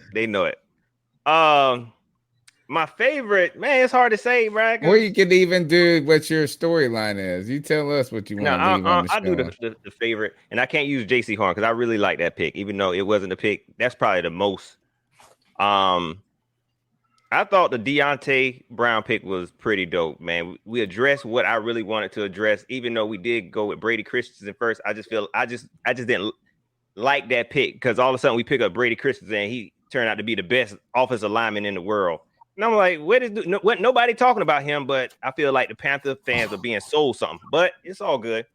So I'll probably go with Brady. My least favorite. I'm sorry. My favorite is Deontay. My least favorite, I'd probably go with like Keith Taylor. Like what? I just feel like that was an odd pick. At a time where I felt like I said, I was cool with us addressing the trenches. I like the Davion Nixon pick. Even who was the last the defensive tackle we picked up? Phil Hoskins or something. Like I like that. So the Keith Taylor pick, that's probably was my least, just so I don't. Brady Christensen, I'm excited to see what he can do. So he's not my least. I just thought it was a weird pick. All right. If you got run pack, go ahead and tell them where follow Vince Holmes. It's four-man rush. He got a lot of good tape on Keith Taylor. Okay, I'll check him out. He four-man rush too. Does he does? Sure, we got a whole team. Yeah, we 10 deep. So why y'all not 10-man rush? Boy, I tell you, y'all need a manager, man. Y'all ain't doing it right. But yeah, I don't mess with it. When it comes to 4-man rush, I give y'all high praises on my channel all the time. Folks knowing here, look, these dudes know what they know what they talking about. I just go in here and say a bunch of junk, but y'all know what y'all talking about. But yeah, I'm gonna check out. I appreciate you having me on the show, Cody. Yep. Tony, I think it's Tony's show, but Cody kind of took it over because it's better than. But you can follow me on YouTube again, Pat Coltrane, Facebook.com/Pat Coltrane. You can hit me up on Twitter at Pat Coltrane. Again, fellas, I appreciate this. This was super dope, and we're gonna do it again. Appreciate All right, you, man. Pat. Next time on your channel, homie. Y'all can't come over to my house. No. What the heck? No, we got to set it up. We're going to set it up, though. I think it'll be dope. All right, man, we appreciate it, Pat. You guys, I want to ask you this, and then we'll play maybe. First of all, everybody, thanks for your time tonight. everybody who is on the roundtable. This show, if you guys have seen, is one that goes an absurd amount of time every Tuesday night as we answer calls and just moan on and on and on about everything, drone on and about everything. So if anybody needs to go, like, please do not hesitate to dip out and do what you got to do. I was hoping you guys could convince me why Terrence Marshall Jr. is so good. Like, all of a sudden, as everybody tells me, and look, I watch highlights. That's it. I watched this highlight tape. I was like, all right, let me see what this cat's about. Right. And I saw a guy that looked good in traffic. Right. Looked like he was good in traffic. He looked like he always had a good presence about him. Like, even when people are kind of trying to muscle him up and like at the point of the catch or something like that, he kind of always, his head was right about where the ball was. Like, he didn't get flustered. Looked like a guy that had good length, good hands, kind of an NFL frame. The only question I got, and I'm not a scout, is like, he had a free release on every play that was a good play on that. Like, it was like a complete free release. Like, he just was like running free. And then they would try to hit him up at the end of the route. Tell me why this guy is we should be so excited, as like Cody said, we should be. So he isn't going to be. He's not going to command the number one corner on any team that he's on. I think if you look at LSU, but yeah, I mean, really, no. I mean, not at LSU, he wasn't, because that was either Jamar Chase or Justin Jefferson. And here, they're either going to be on DJ Moore or Robbie Anderson. So he runs a 4.38. My man is incredibly fast. He runs fast, super fast. He runs really good routes. He's good in contested catch. Like, he's not afraid going across the middle of the field. And listen, those he had the least amount of drop. I forget the stat, but he didn't drop anything in the red zone. Like, in the red zone, he is a go-to receiver, and that's where LSU utilized him a ton. And I think that's what he's going to do for the Panthers. I mean, again, knowing we have Christian McCaffrey and DJ Moore now, like, there's only so many guys that you can cover. And now that we have that kind of speed, I've said this before, we haven't even begun to see what Joe Brady's offense really looks like, man. Like, that man's getting older too. He's 32 years old.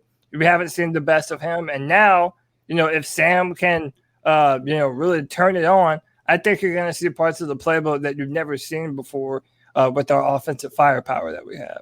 Hey, Cody, how you going to see that if you can't block longer than 3 seconds? You better hope these late round picks solve that problem. That's the reason why a lot of us are upset. We want to see Joe Brady's offense, but you can't see it if you can't block for your quarterback, man. That's all I'm trying to do. We can't pretend like it wasn't some times that Teddy had time and he just. It wasn't. Oh, right. Let me go get my stat, man. Hey, Kevin, how much time did Teddy Bridgewater have in the pocket? Appreciate it. Check this out. Teddy Bridgewater, the Panthers offensive line was 23rd pass block win rate. That means 52% of the time they can maintain their blocks for 2.5 seconds.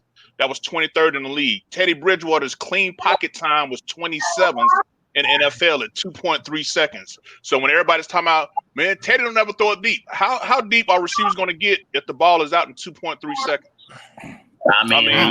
That's the fact. Now, I'm not saying I ain't saying Teddy was perfect, but when you take the whole package, that's what the numbers say. And whether you like it or not, those are the facts. You got to have time. But we also watched games, and we also saw it was times that Teddy had opportunities. That's almost like, and when you only use averages like that, it clumps bad plays together. That ain't fair, because the bottom line is this: because if Sam Darnold has that same amount of time, we're going to be going at Sam Darnold's neck the same way we went at Teddy's. Thank you. But didn't Sam Darnold have like That's the all. But the thing is, it won't be Sam's fault. Now, if Teddy goes down to Denver and balls, Oh, yes, it will be Sam's fault. That's not gonna happen though. Like, listen, Teddy Bridgewater had his best we run into year. that same conversation. Teddy Bridgewater had his best year with the Carolina Panthers, and we already traded him after 1 year. Like, Cody, listen, let's stay on topic, man. Let's stay on. We already know how people feel about Teddy. All I'm saying is, listen. Hey, bro, you can't get the best. Listen. Thing, man. I You can't get the best out of Joe. All I'm saying is this: you can't get the best out of Joe Brady if you're not giving the quarterback time for those routes to develop. True that. Now, to answer your question about how I feel about Terrace Marshall, I said it earlier. I think if you look at our weaknesses on offense, we struggled in the red zone. He's a red zone target. I think he makes us a lot better in the red zone. Those are my thoughts on him, and I'm gonna let y'all have the floor. One of y'all, one of the 4-man rush crew, when we did the mock draft on Panther Nation podcast, do you remember we all had to sit there? I was shout out to Will Harris. Oh yeah, Will was correct. He mocked Terrace Marshall. Picked that on I shouted him out 3 times because I was like, I shouted him out multiple times when we took that pick because I loved it, and I loved it even more because we kept trading back, and we still got him. Because I have a feeling that they would have took him with the original 2nd round pick based on the value. So I feel like that with a lot of our picks, though, that was guys we really liked, and we just happened to trade back, and they were still there. Yeah. 18 money. If me and you was we was coaches in the offensive line room, we'd be fighting, bro. We'd be fighting a lot. I just want you to I like you. I admire you. Listen, I like you. I admire you. But when you say the words war room, yeah, me and you will be at war. Honestly, I wouldn't be shocked if some of the folks that were something that war room was like somebody like a Joe Brady or one offensive line coach. He probably was losing his shit because of all the tackles that were going off the board at that time. I mean, that's what. All right, so here's this: what should we have done? You guys have been very adamant that we messed up by not addressing the offensive line adequately. Tell me this: what is? I'm just gonna put myself on mute. What's the alternative scenario? What is the alternative scenario you believe should have happened? Here's my thing. I think I know what they were trying to do with all the trade backs, right? I think they wanted to try to get back the Darnold value, and I think they accomplished that mission. I think they accomplished that. But if we stayed at the picks that we had, we probably would have took a lineman with that pick. What would you have wanted, Smooth? Who would you have wanted? I'll get it out the way quick. So when we did the initial trade back, you can go on my Twitter. I said that was a good move.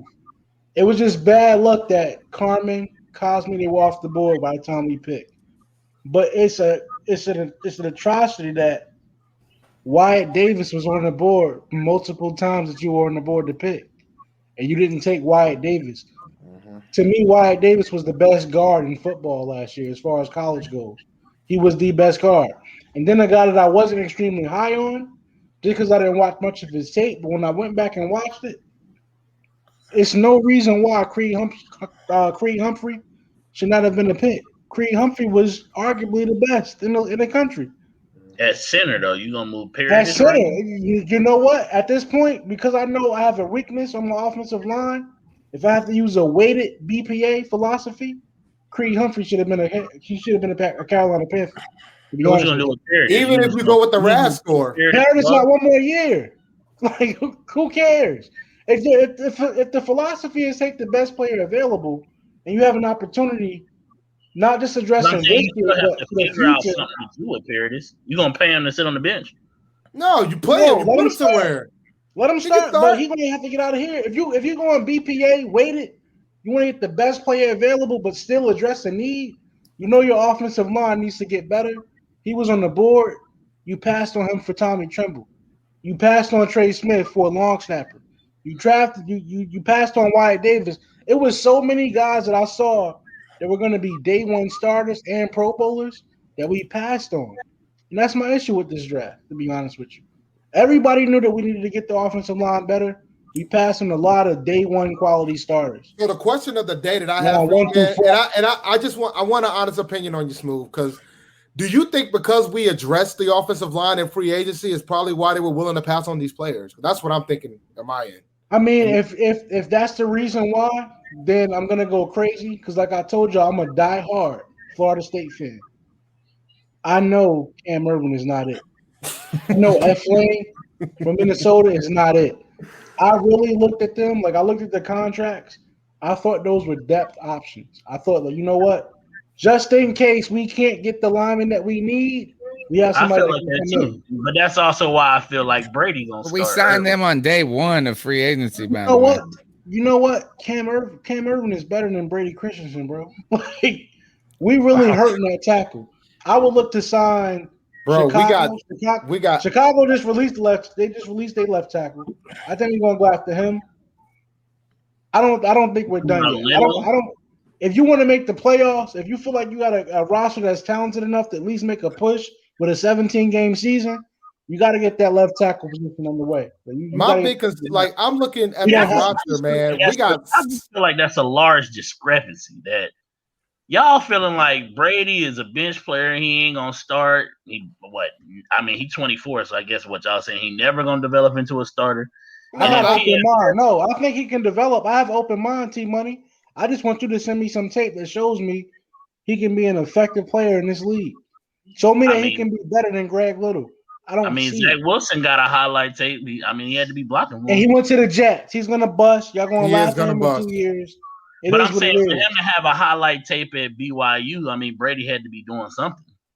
Did you watch the film? Because if you watch the film, Zach Wilson did a lot of his own. There was times when we was watching film, like me and Smooth sat down for like a good hour just to make sure our dislike for Brady Christensen wasn't ill-mannered. And it was so many times that Zach Wilson just did some Superman shit just to make the play happen. So just to put it all in a lump sum and say because Zach Wilson was good, that means he had good blocking. Nah, he took shit and made sugar out of it and made the play happen.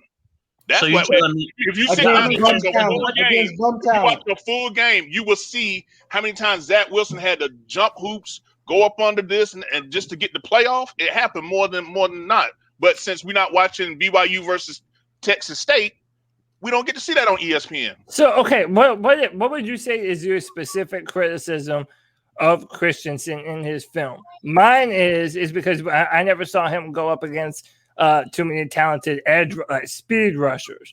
Like, I don't know how good he is, in his kick set because he never really had to do that too often. He never was really threatened by a guy getting to his back foot first. So what is it specifically about Christensen that you don't like? Do you think he's like weak at the point of attack? Is he slow? What is it about him?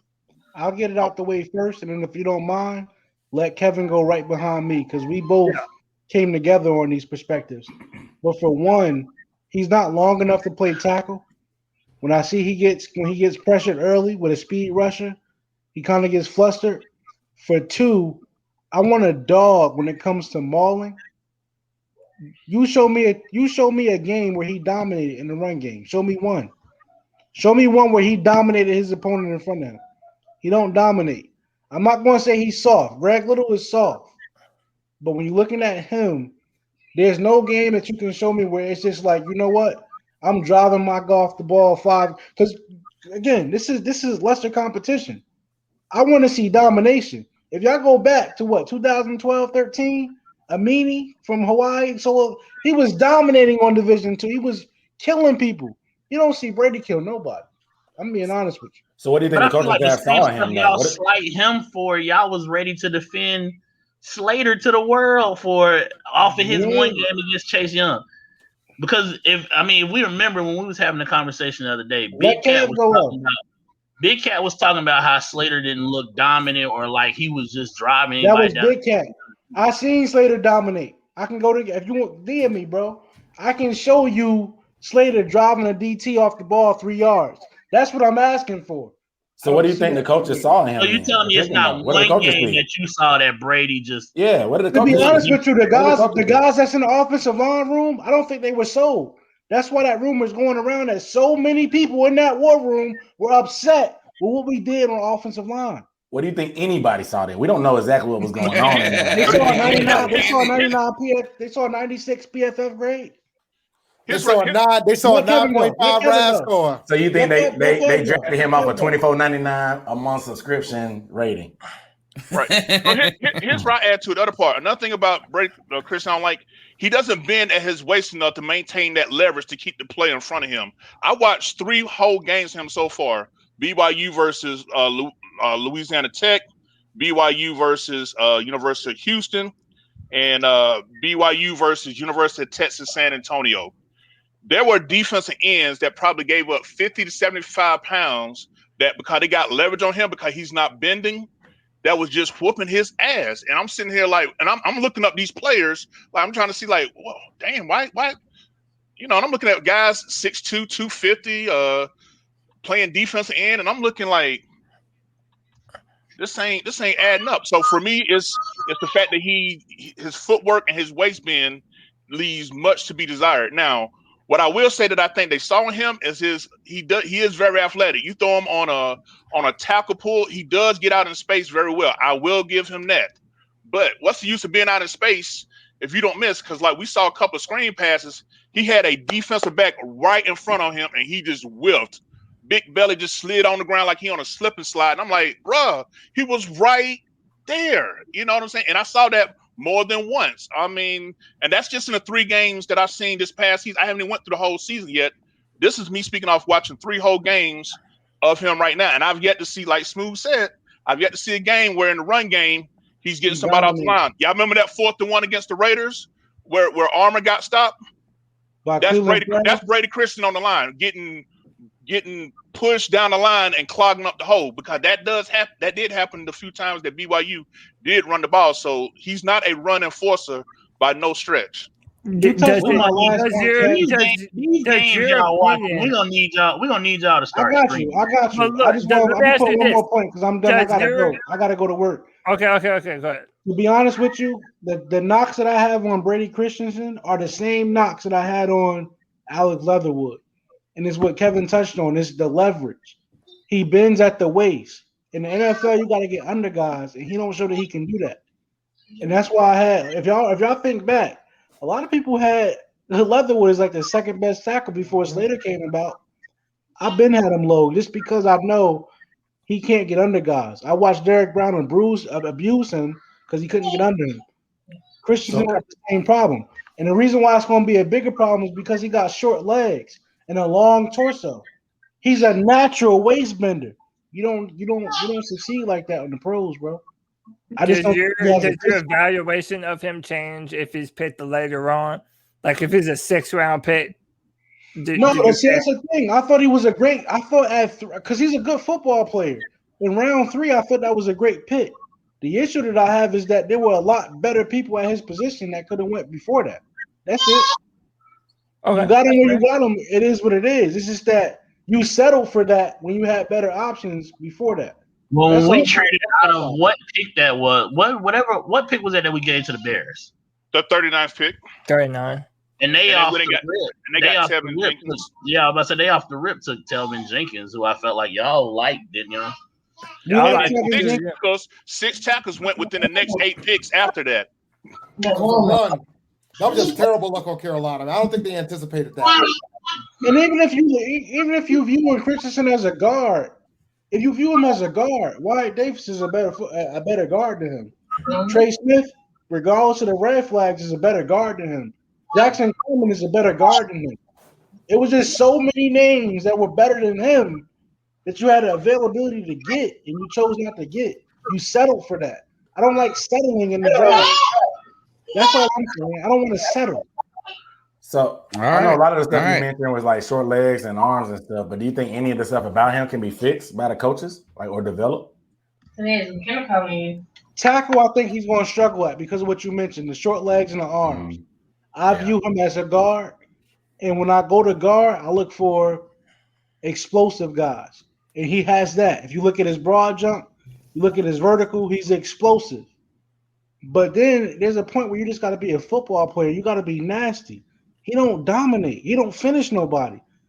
I got to go back to Super Bowl. I'm looking for when you talk about my left guard position, Deontay Brown fills that role because I'm looking for Andrew Norwell. I'm looking for somebody to be nasty and set the tone and dominate. Brady's not giving you none of that. He's not going to give you none of that. I'm just being honest with y'all. All right, man. We appreciate the perspective. We know you got to go to work. Go ahead and tell them where they can get after you on social media. Same as this. 4MR_smooth. I'm on all platforms: Instagram, Facebook, Twitter. That's my brother Kevin Avery. Same thing for him. Go to our website, THE4manrush.com. And that's all I got to say right. for us. Keep pounding. Man, we thank you for your input and your time tonight, man, and have fun at work. I appreciate all of y'all. Y'all all good dudes. Except T Money, bro. When we go in that offensive line room, bro, we got to play. I'll catch up with y'all, man. It was a pleasure. All right, man. Have a good All right, one. let's go ahead and turn it over to Aaron. Your final thoughts on this draft for the Carolina Panthers and what you're going to be looking forward to or looking for going forward. My final thoughts is, the draft, pre-draft is a crapshoot. I said it before. We won't know how these guys, we see it in college film. We don't know what they're going to do when they get coached. They may get in the offseason program after a couple of years and develop when they get opportunities to actually play against better competition. Sometimes the better competition brings more out of them. We don't know. So it's just hard for me to predetermine and beat them up over certain things. If they had them on their board, they had them. Sometimes fit is everything. I know a lot of Hall of Fame players, even Chris Carter, he talks about fit is the main thing for the NFL. If there's a right fit, you're going to excel. If it's not a fit, it's not going to work. So maybe these guys were their guys on their board. I just appreciate them having a plan to seem like saying what they're going to do, sticking to what they're going to do, executing what they're going to do. Now, how they develop and coach them, that's going to be on Matt Rhule, Joe Brady, Phil Snow, the rest of the coaching staff. But I just appreciate them seeming like they have a plan when it comes to combining pass rush and athletic corners that are nasty and some attitude. We got some hard hitters. We got a lot of speed on this defense. Them putting their eggs in Sam Darnold's basket was the big thing for me as far as the storyline. We talked about it earlier. But I can't be too mad at them. It's hard for me to give them exact grade, but I gave them a B+ on my channel for doing what they do because they stuck to what they said. They got hella picks and they picked 11 guys. They came in with 8, left with 11. So it is what it is. All right, tell them where they can find your work. Find me at Dunk On Demand on all things. Instagram, you can find me on there at Dunk On Demand. I'm not going to be giving Panthers content, but I do a lot of NFL stuff and fitness stuff. Twitter, that's when I talk all my spit for Dunk On Demand there on Twitter. And then obviously on YouTube, Unnecessary Bluntness Sports Talk. You can holler at me on there. Word up, man. We appreciate your time. Thank you for coming on the show. Yes, sir. All right, David, tell us your final thoughts on this draft. I think this was ultimately a statement from Matt Rhule and Scott Fitterer. I think they want to run the ball more. I think they want to play physical defense. I think that was a focus. I'll admit, after us taking J.C. Horn, I was afraid they was going to go full-bore on defense for a little while longer, so I was glad that they started going offense after the first round. But I think this is about Matt Rhule has decided that Sam Darnold is going to be the guy that he's going to roll with. And if there's a quarterback that he's going to get more than 1 year with, it's going to probably be him. And his job might be on the line if this fails. This might be a wrap for him if this fails. This might be a scratch and burn moment. You don't have to stay there the full 7 years. He can be out there in 3. If you're only going to give Teddy 1, I don't see an issue with them giving the coach 3. So, but overall, I think they did good. I gave it an A for the draft. I think the only pick that I questioned was the long snapper pick, but I understood why they were doing it. You wanted them to give Teddy more? Did you want them to give Teddy more? Oh, yeah. More time? Yeah. Really? Yeah, an extra year. You already signed that man to a 3-year deal. Why not? You're doing pretty much what you're doing. You're grabbing a quarterback who has a worse quarterback rating than what we already had, and you're doing what I thought you should have done with Teddy, which is put pieces around him. You still have. How about this? What if the Teddy contract wasn't 3 years though? Because I've always maintained that the problem with the Teddy deal wasn't Teddy entirely, but the contract is the problem. He got $40 million guaranteed. He got $63 million overall. At the end, he had only played 5 games. There were questions. There's just as many questions around Teddy Bridgewater going into last year as there are about Sam Darnold or about anybody, right? Because of the injuries, because of the lack of tape, because of all of this. But you to have me, to the remember, contract was the problem with Teddy Bridgewater. It was the problem, but you have to remember this. Teddy Bridgewater won 5 games with Carolina, but it only took him 5 games winning with the Saints for him to get the deal that he got. So if you already made That's why I think it's a crappy contract, because we gave him a bunch of money on the smallest sample set ever. Man, what an no, there's been less. Like 12 yards in one game. Jimmy Garoppolo. One of those. Let's talk about Jimmy Garoppolo. Garoppolo, Matt Flynn. There's others. There are others. I know those are all awful contracts. You're using the worst examples. But the thing is, my point is that you made the decision to invest in that man. You gave that man a 3-year deal. You should have given him 2 years to try to fix it. And he had terrible luck with the McCaffrey injury. He's not gonna Sam Darnold is gonna get an opportunity of a lifetime. He's gonna walk into this situation. He's gonna get McCaffrey back. He's gonna get a phenomenal draft. His line's gonna be better than what he had with the Jets. And then if he freaking stinks up the joint, the only person they can blame is himself. And then everybody's going to talk about, damn, we should have took Fields at 8. But then it would have gone back and we to would say this is the second mistake at quarterback. That's exactly what we'll say is the second mistake at quarterback by this coaching staff. But Justin Teddy Fields never bought into being here. Teddy never bought into being here anyway, off from the rip. Remember, it took him forever to change his profile picture. He was still repping Saints for a minute. He was getting into arguments with the fans. That's superficial, man. There's a lot of players around the league that do that. That's false. I mean, I'm just off the rip. He was rubbing people the wrong way. We didn't really get the Teddy workout videos with everybody like they doing this year. You see, during the pandemic, bro. But how come Robbie Anderson went down to Miami and was putting in that work with him? You know what I'm saying? I mean, if he, saying for what the rules was and what players could and couldn't do, he did what he could do when he had to do it. Come on, man. I think y'all are too. Why are y'all so forgiving of Teddy Bridgewater? No, it's not about I understand. I understand this. Hold on. Let me say my point real quick. Y'all ask everybody on Twitter about this and that. Like, y'all go crazy on the mess. We know we've been into arguments for a long time about the same conversation. Y'all's take, or a lot of people's take. Maybe I don't want to put words into your mouth as well. But that is, people are too hypercritical of Teddy Bridgewater, given all of these issues, given no Christian right, and all of this. And then on the other hand, I feel like our position is y'all are hyper, dismissive about anything that we just saw. Like, I mean, let me just say this: is that the contract was the worst idea. How are you going that contract was bad? Let's address the contract real quick. Let me just, because I got it pulled up right here with us. For all the big number, only $32 million of that 63 was actually guaranteed. It was 2 years with a 3rd-year option. Had we would have kept him this year, it would only been a $5 million dead cap instead of a $17 million dead cap that we had to eat now. Go back to that contract real quick, because it turns out I'm pretty sure it's 40. I know the number is 32 guaranteed, but if you count the salary for his first year, that's also guaranteed, because he ends up met certain incentives. He had to meet certain incentives. Well, no, like his first year, he gets his salary and the prorated bonus.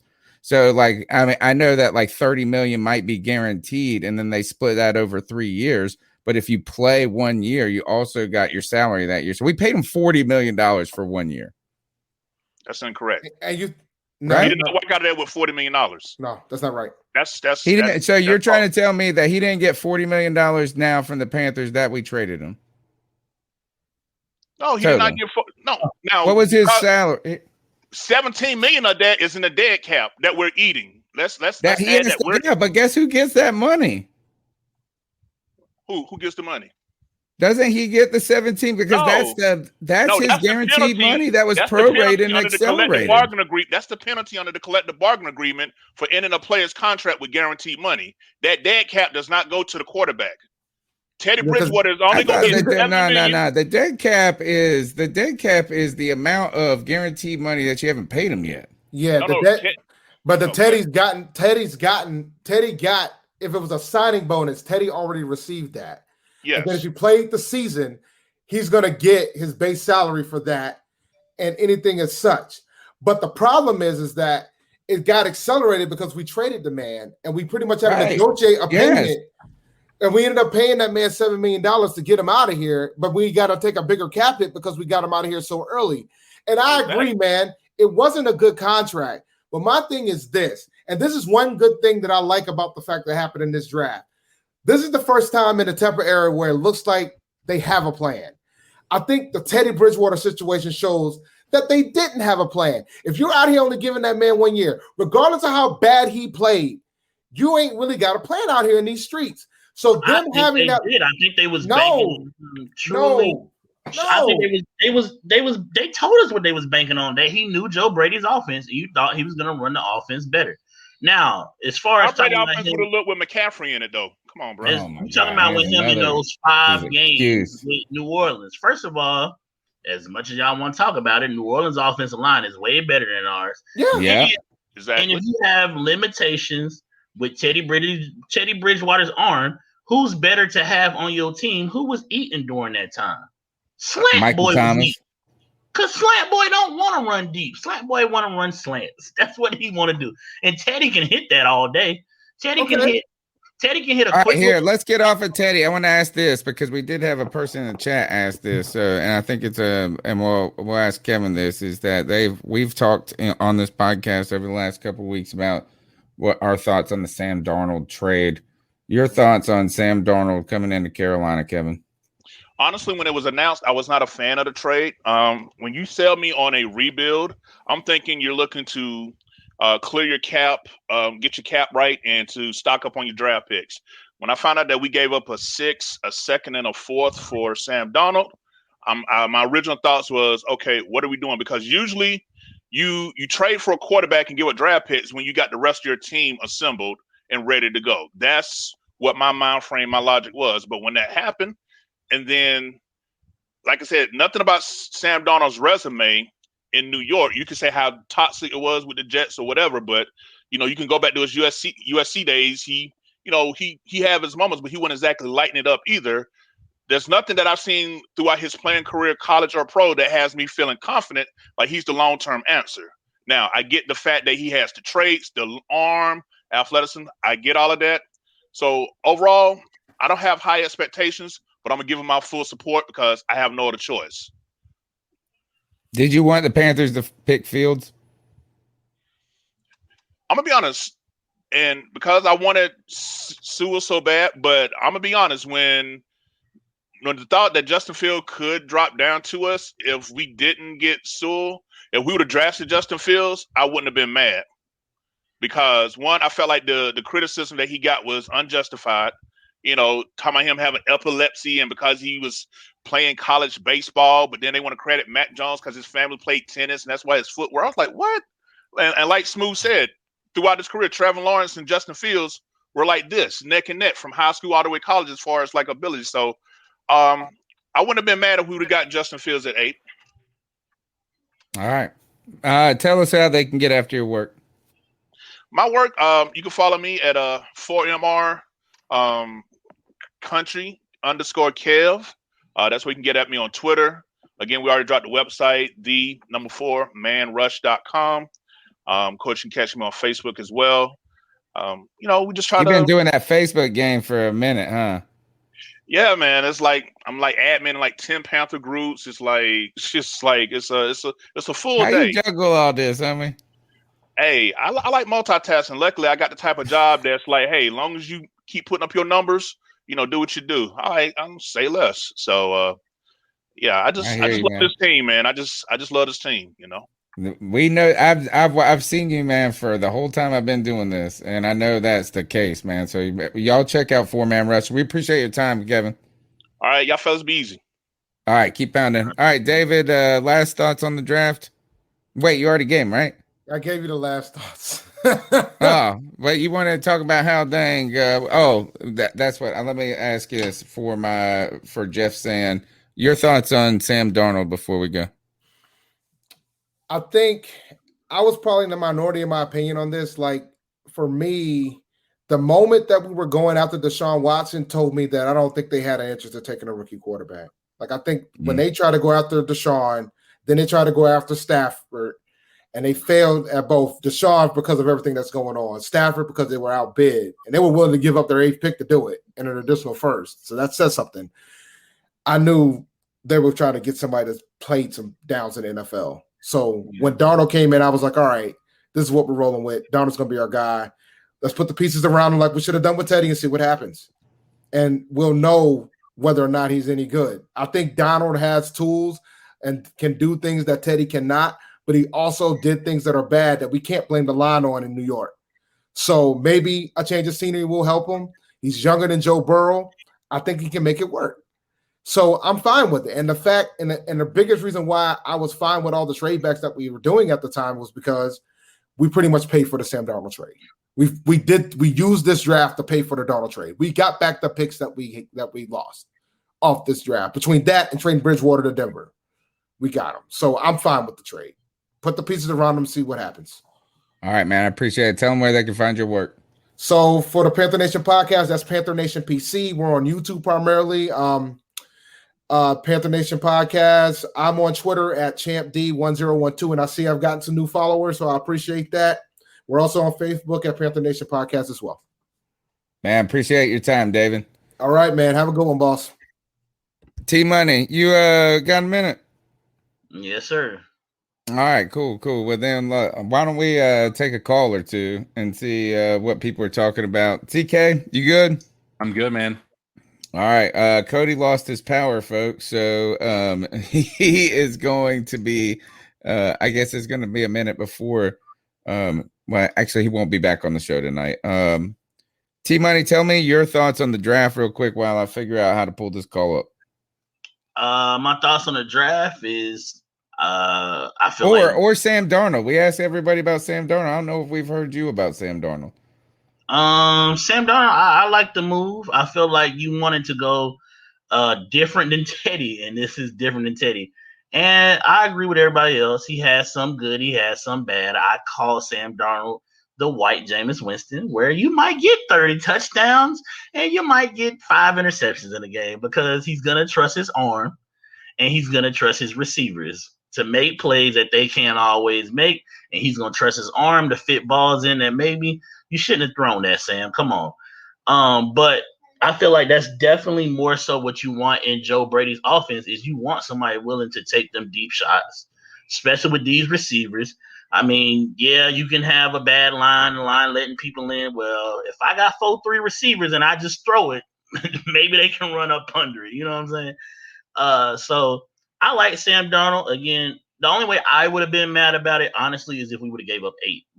And because we were willing to give up 8 for Stafford, I thought that's what they did. So when I initially heard the trade, I'm thinking they just gave up 8 to get Sam Darnold, and I was pissed. But once I found out what we actually gave up, I mean, I was cool with it. And, I mean, they showed you that they could get those picks back, as they did, besides what the second rounder.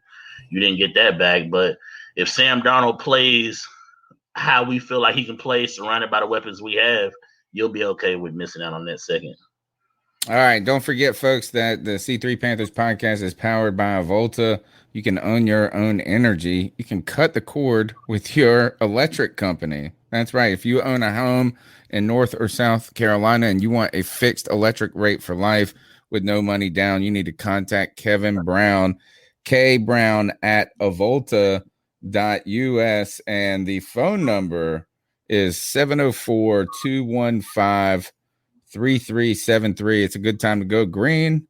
If you're a homeowner in North or South Carolina, call Avolta. Get in contact with Kevin Brown from Avolta. You can own your own energy. We've heard for the last 8 years, energy independence is what America needed. You can have it. Cut the cord with your electric company. Let's go ahead and get into the cat calls. Thanks, Kevin, for your support of the C3 Panthers podcast. The number is 252-228-5098. So what are your thoughts on catcalling? Yeah, it's pretty. You shouldn't do that to somebody. And how did that make you feel? Very uncomfortable. So how do you think catcalling makes the person feel? It feels good, like.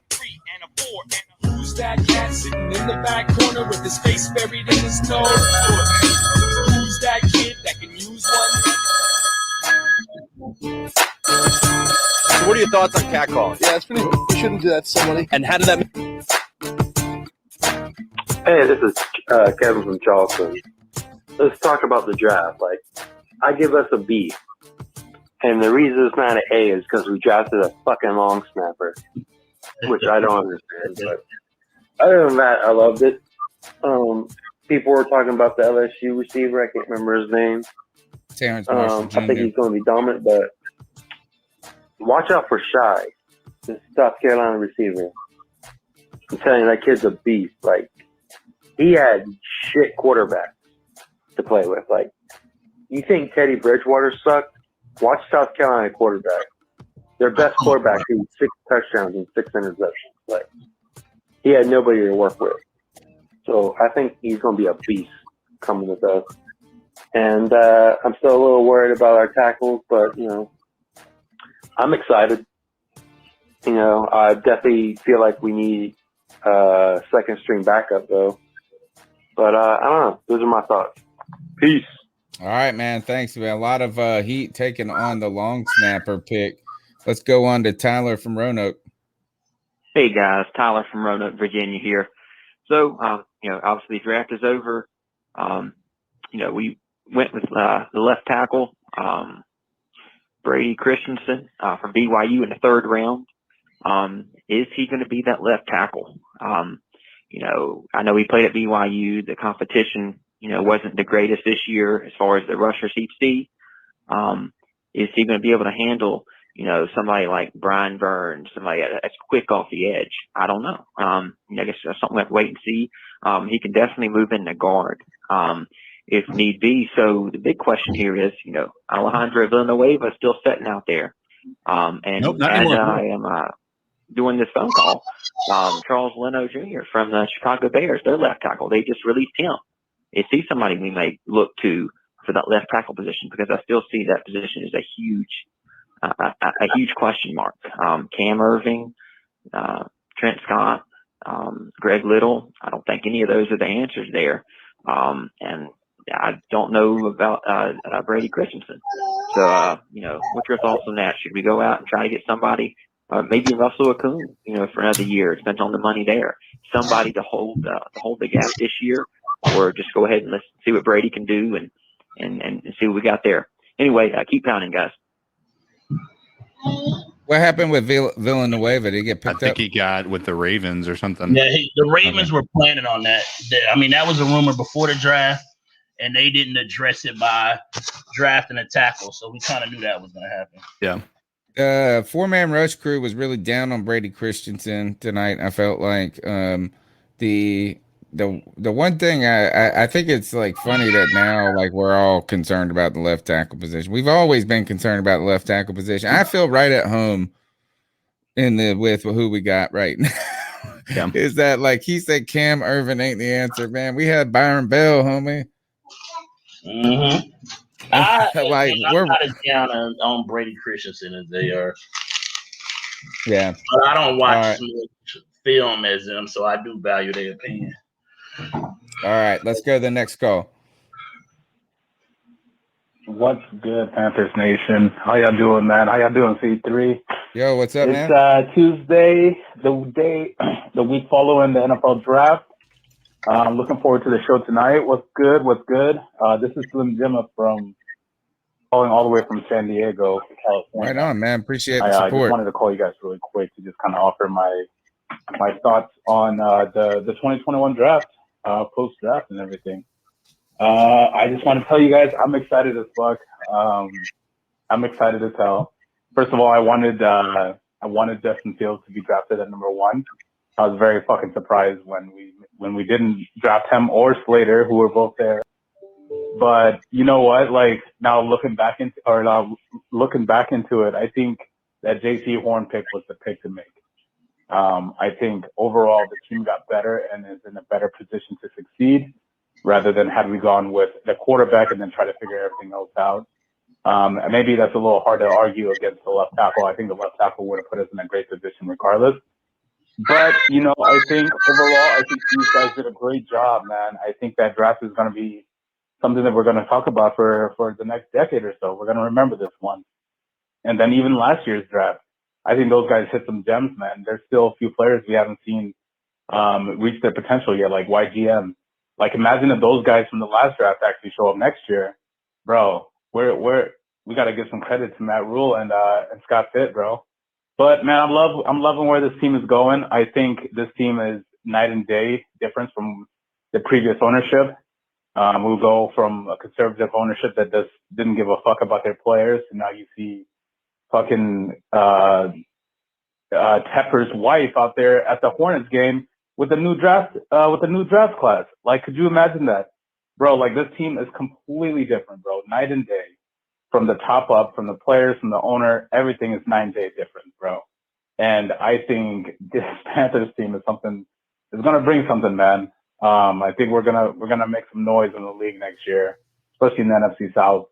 And I believe in Matt Rhule, dude. Like, I'm a huge Rhule believer, man. And another thing, I think we also need to start looking at it this way. We evaluate these players that we pick up in free agency, and we say that they're shit players. But I think we need to start looking at things from a post-Matt Rhule perspective. We need to see how these players do in a Matt Rhule system, dude. Because I truly believe coaching matters, and I think Matt Rhule is that dude. I think he can change players. He can have a positive influence on the players' careers. And I know we didn't draft the left tackle until the 3rd round, but bro, I think the guys that we picked up in free agency, they still might have it. All right, man. We appreciate that call. You guys' thoughts? The only part I didn't agree with was that Jerry Richardson didn't care about players. He had certain players that he loved very much. D'Angelo, you're welcome. Jonathan Stewart, you're welcome. Sunshine, you're welcome. So he did have some players he cared about. Yeah. But as far as, being a new age type owner, I do feel like, David Tepper and his wife are more of those new age owners. Yeah. The most CK? wealthy one in the NFL too, right? I mean, like, that's the interesting part of it. I just read that he actually started a new investment group, or he's heading it. You remember how he backed out of Appaloosa a little bit? Yeah. He said, I'm going to take, step back from this, and because it takes so much time, I guess, and now he's going to work on the football. I saw him linked to another hedge fund already. Of course. Well, when you start getting some of those guys that you want to handle the football stuff, then you can take that seat. Remember, at first it was, we're giving the guys who are here their trial run. I'm gonna do the business side. Then he did the football side. Now he got people he like. He can take a step back again. Yep. I agree 100%. I think that's what you're seeing now. Is he's got people that he trusts in that position. I think T-Money's right on that 100%. I think that's right on the money. Right He's on the right money, on the bro. team money. He's right on the team money, dude. All right. Any other thoughts before we move on to the next call? All right. What's up, guys? This is Slim Jim again from San Diego.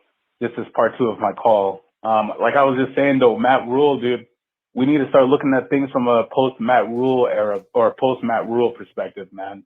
Because that guy, he might be the difference maker for this team.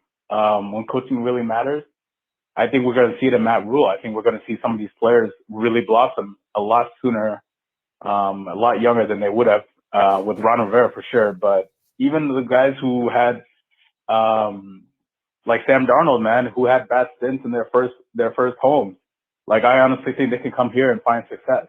And I think Matt Rhule is going to put those guys in a position for success. So that's why I feel so good about this draft, is because I think they addressed every position that we needed. I know they didn't put a higher priority on left tackle, and I wish they would have, versus gone and go get these wide receivers. But when you look at the team, literally from a position-to-position basis, we are much better than we were yesterday. And I think we are setting ourselves up to be in a position like San Francisco, like the Niners, where they have a solid team, and all you have to do is plug and play a quarterback who's somewhat, competent and can make some plays and can push the ball downfield. And I'm 100% on the Sammy D train. But you know what? If Sammy D doesn't work out, I think we're going to be in a position regardless. If 2 years down the road, we're going to be like, hey, man, we just need a quarterback, and we're going to be good to go. And I think this team is going to figure it out. I believe in Coach Rhule. I believe in Tep. I believe in Scott Fitterer. Scott Fitterer is that dude. That guy came in, and in my 20-plus years of being a fan, I've never seen a draft work the way Scott Fitterer just worked the shit out of the 2021 draft. And I applaud that guy for that, because you walk away from the draft and you're a much better team, bro. Like that's how you want to see the draft played out. No more of like, we only got 6 picks and only 2 of them are going to pan out. You might as well try to get as many picks as you can, see how many of those work out for your favor. And I think these guys are doing a tremendous job, man. I think Panthers fans should be excited. I know we didn't get Justin Fields, man, but watch. If Sammy D tears it up, then what you got to say? We're going to be solid, dude. We're going to be solid. That defense is going to be fucking nasty. That D-line is going to be nasty. JC Horn, D-Jack on the sides. We're going to have our safety set. Like, I really, really believe this team is going to be night and day from where they started. Like, bro, where I'm talking playoffs. I'm thinking we can win the NFC South this year, even though the fucking Bucks are coming off the Super Bowl. I think we can still do it. Mark my words. Anyway, man, excited to hear tonight's show. Looking forward to it. Looking forward to your guys' analysis. Looking forward to what you got to say, Cody, and your thoughts about everything. I think this is that while it does sound crazy to say we could win the NFC South, it's the Bucks and everybody else at this point. Yeah. Is that the Saints are poised? First of all, is that their time was 2 years ago. You know, like was it 2016? They beat the stomp. Like they were stomping us at home, and then they went 2017. Whatever that, like that first time when they lost to Minnesota, that was their time. That was when dang Drew Brees was still good enough to get it done and stuff like that. He's fallen off a cliff. Their defense is good, but it's getting older quick, right? And Cam Jordan's about to get old soon. And I mean, from Trey Henderson, they lose all that. Marshawn is going to be gone for at least probably 4. What 4? You didn't see what happened? You know what happened? Well, I probably did. I just don't remember. He's one of the few people to get caught with legal weed in the car. So he was good with that, but then the dummy has a gun in his pants. Oh, dang. Yeah. Wow, So they always carrying a gun, these cats.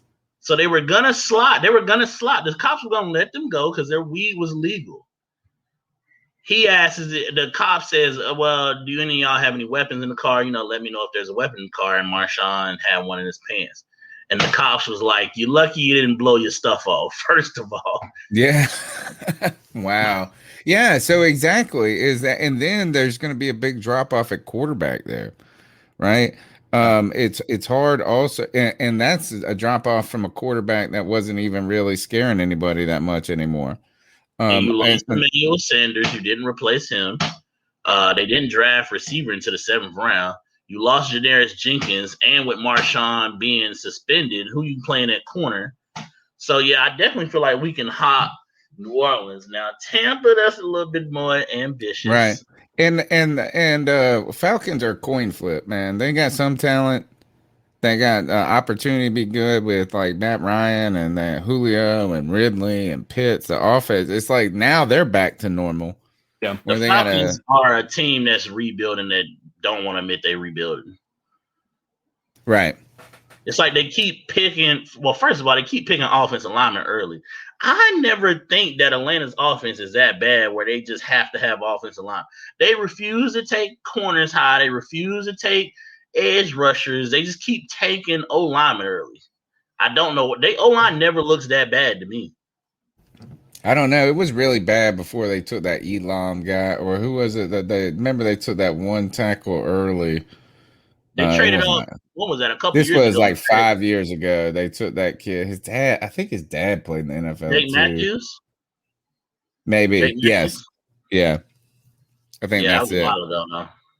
Yeah, that was like a top 3 pick or something like that, top 5 pick. He was the first left tackle. Yeah, so, but you don't never know what you're going to get with Atlanta. Because they soft. You know how I go with Atlanta. You punch them in the mouth one time, they ready to lay down. We don't want no more. And that's why they keep losing the same way. Every time they have a lead, they ready to lose. Yeah. Well, man, God, I feel like we were like that sometimes. The last thought on that call, though, is there was an optimism in that call about this draft. There was an optimism about the plan and the upside. I do think this is that one thing we drafted young dudes. It looked like we drafted everybody was over 6 foot, everybody was super athletic, and everybody was young. And our team is like the average age is 24. So I think there could be like we're drafting like athleticism with the hope that we can help them coach them up using those traits. I was a little surprised, guys, by the reaction from the YouTube roundtable tonight. It was not glowing about this draft like I've been hearing across Twitter. I heard Bucky, we got the most players on Bucky Brooks' top 150 board. There was a certain hesitancy among the roundtable tonight to endorse this draft, and obviously that was led by 4-man rush. But Pat Coltrane's got some reservations. Were they being the people that are ultimate defenders of Teddy Bridgewater? Now they're the pessimists. Well, the 4-man rush guys, I said it when we were having the mock draft. This whole we're taking 3, 4, 5 offensive line, it's not realistic. I said it that night. It was never going to happen. And they were never going to be happy if it wasn't happening. And Pat, Pat's my boy too. I've known Pat a long time. I love all these dudes. I think Pat is a little hesitant to get too happy as well. Pat's natural instinct is the question to move. And like I said, the 4-man rush guys, those are my dogs. But if we wasn't taking 3, 4, 5 offensive linemen and offensive linemen that they love, they were not going to be happy. CK, were you a little surprised by the cautiousness in the draft? I actually, you know what? You're a part of the cautiousness. Yeah, I was. And I'll tell you, mine is so even from the perspective of somebody, even Cody, ever wanted to talk about how we got a B grade, right, in the draft for most everybody.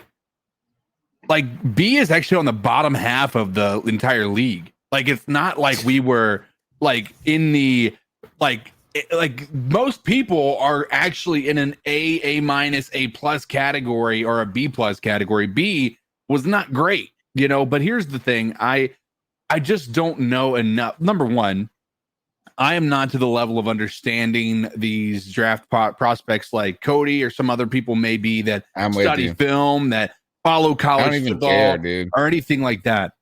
I just didn't feel. I felt like we had a goal coming into the draft, and that was to come away with as many players as possible. And they accomplished that goal. And that's obviously good to see that they had a vision and they actually executed it, because it's something that we haven't seen before. The difference here, and the reason that I am frustrated, I'm not going to say frustrated. I'm not like disappointed. I'm not, thinking that we just lost the draft. I just don't know that I can be excited about what we've done just because he made a bunch of trades and he got a bunch of people that may or may not work out, right? It'd be different if he had made a bunch of trades and all of a sudden we had 3 first-round draft picks, right? That's a different scenario. If we were doing what Miami did, where they were able to walk away with a ridiculous haul of draft picks, that's a completely different account. Well, right? the only way we was doing that is if you was part of the whole running back trade CMC. That's the only way you was gonna get all. Remember, Miami, you had let everybody go. Larry Tunsil got traded. They were receiver. They traded a lot of talent away. First of all, we don't have that much of a. We did acquire picks though without having to sacrifice our first round pick. Yeah. And that's kind of like the real easy way to accumulate big time picks is, we were thinking, man, is that we're trading back in the first. We still picked in the first at 8 and added some picks and stuff. So it showed that we didn't just have that one train. And you were not trading back and getting JC Horn because I think Denver would have taken him, right? Yeah, Denver wanted a corner and Dallas definitely wanted a corner. Dallas definitely thought they was getting Surtain, and that's why they traded back once the 2 top corners was gone. And you know why Pat is cautious right now is the same way I'm cautious. And when you've been doing these watching this as long as we have, this is like there's just so much uncertainty. Well, you know what I And mean? there's Like, so is many that guys who ball one year but then don't ball over time.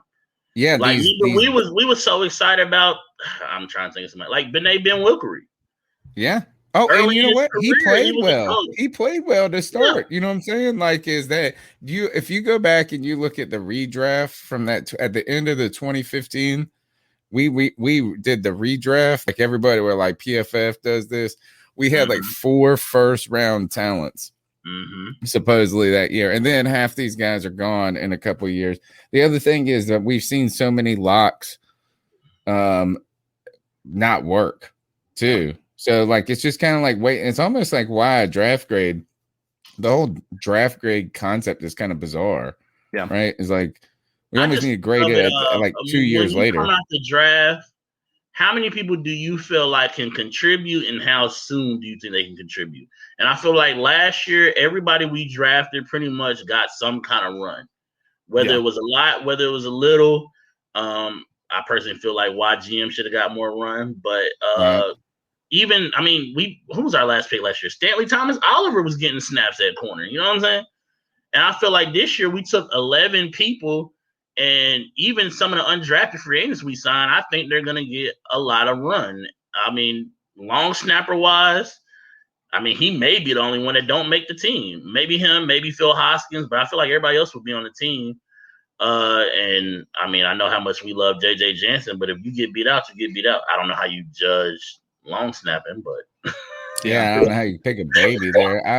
I think was it has surprised to do that they with, you got to cared keep so in much. mind how many times has Jansen like been down there and made a play on a receiver or something like that. So I think that on a kick returner or whatnot, I think that's a big part of it is whether or not Jansen can hold up to the athleticism that you're required for a long snapper that maybe having to cover a kick and whatnot.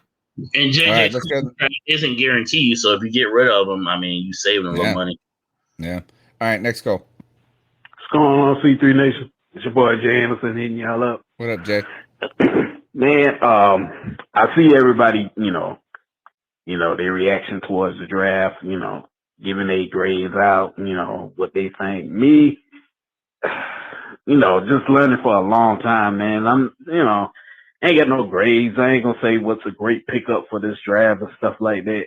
The only thing, I ain't gonna say what's great, what's great, because you really don't know what's a great draft until like 2 or 3 years later. I mean, I remember, in 2016, people thought, damn, Vernon Butler was a great pickup. Yeah. And this draft was, was great. And the only person Tony who did Ely, something was baby. James Bradbury. Hell, I remember when that year they picked up KB. I mean, KB had one good year, but he ain't panned out the rest of his time in Carolina. So, you can't say what's a great draft until like 2 or 3 years. 2 or 3 years later. And I understand people just going off based off paper. I understand, but based on paper is solid look. But me, this is like waiting on 2 or 3 years. And on another note, I'm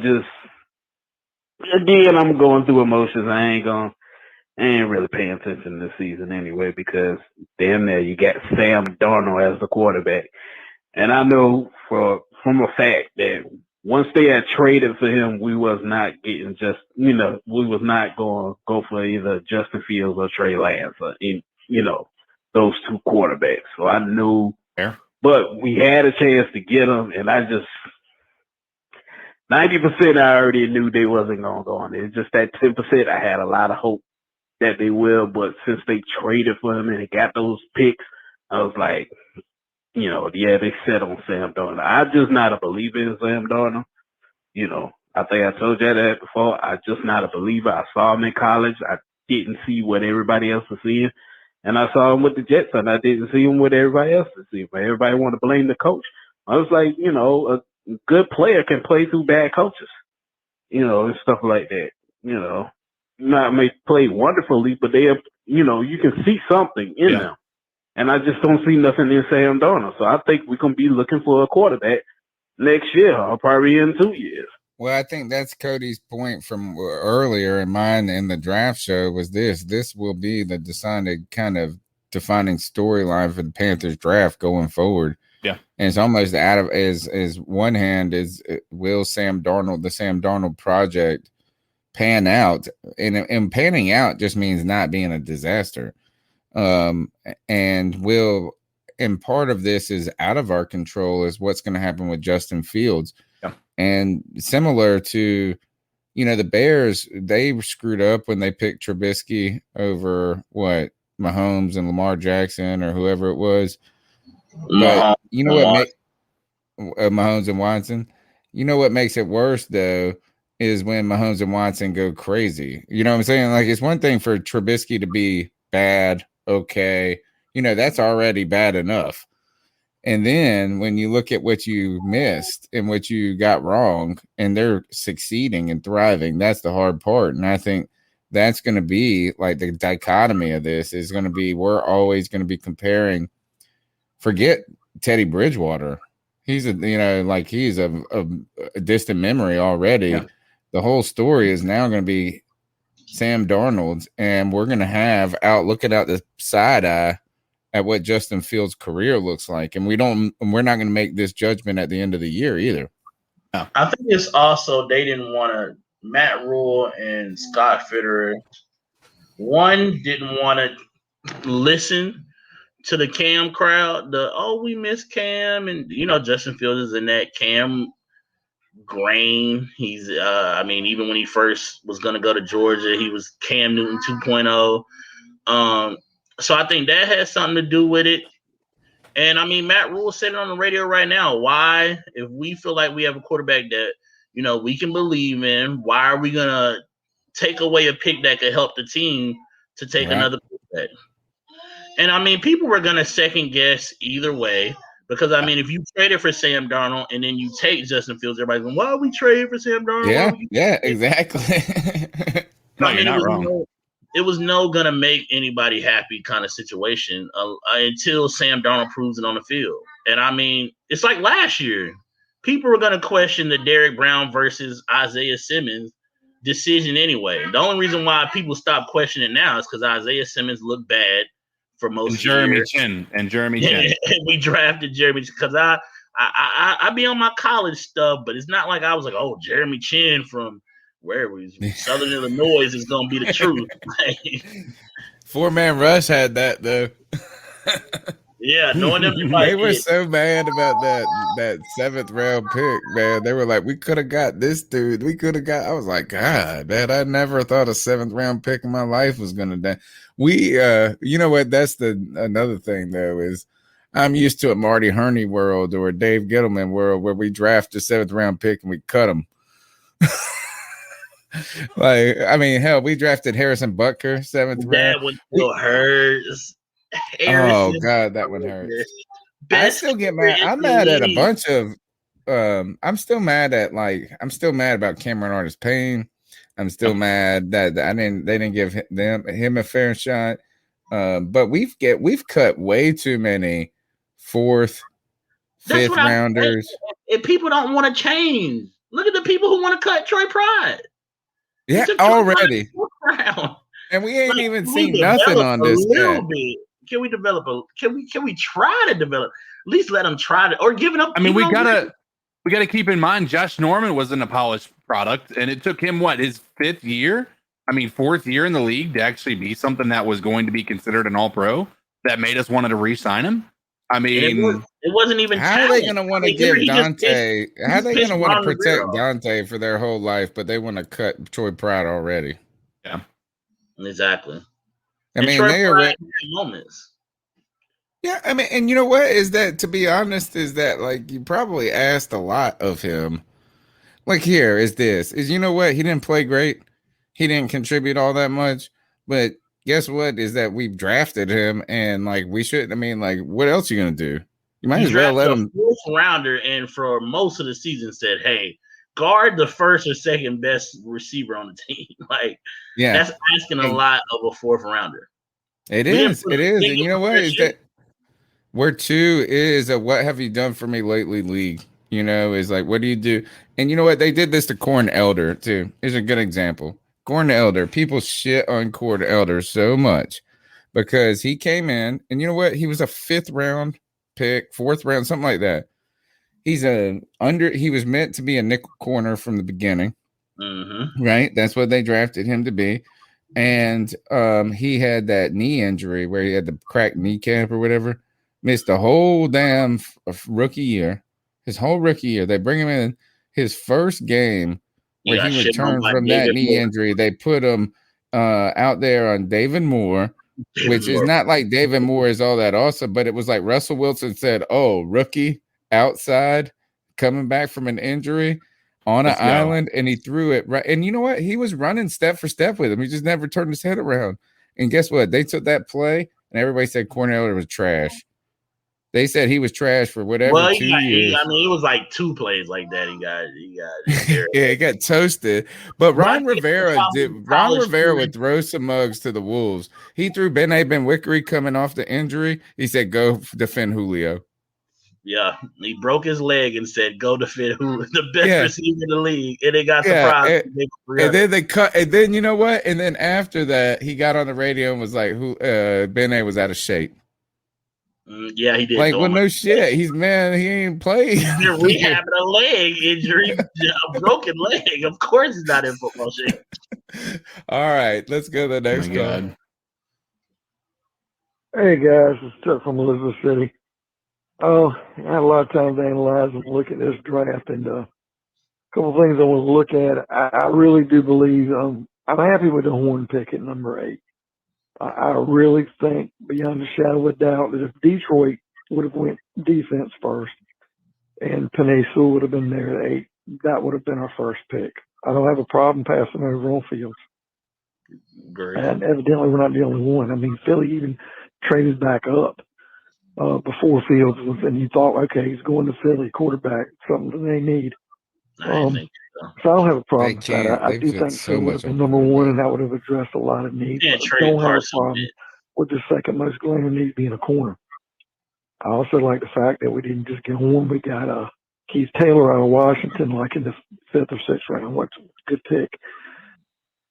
One of the issues I did have with this draft is Brady Christensen's fine in the 3rd round.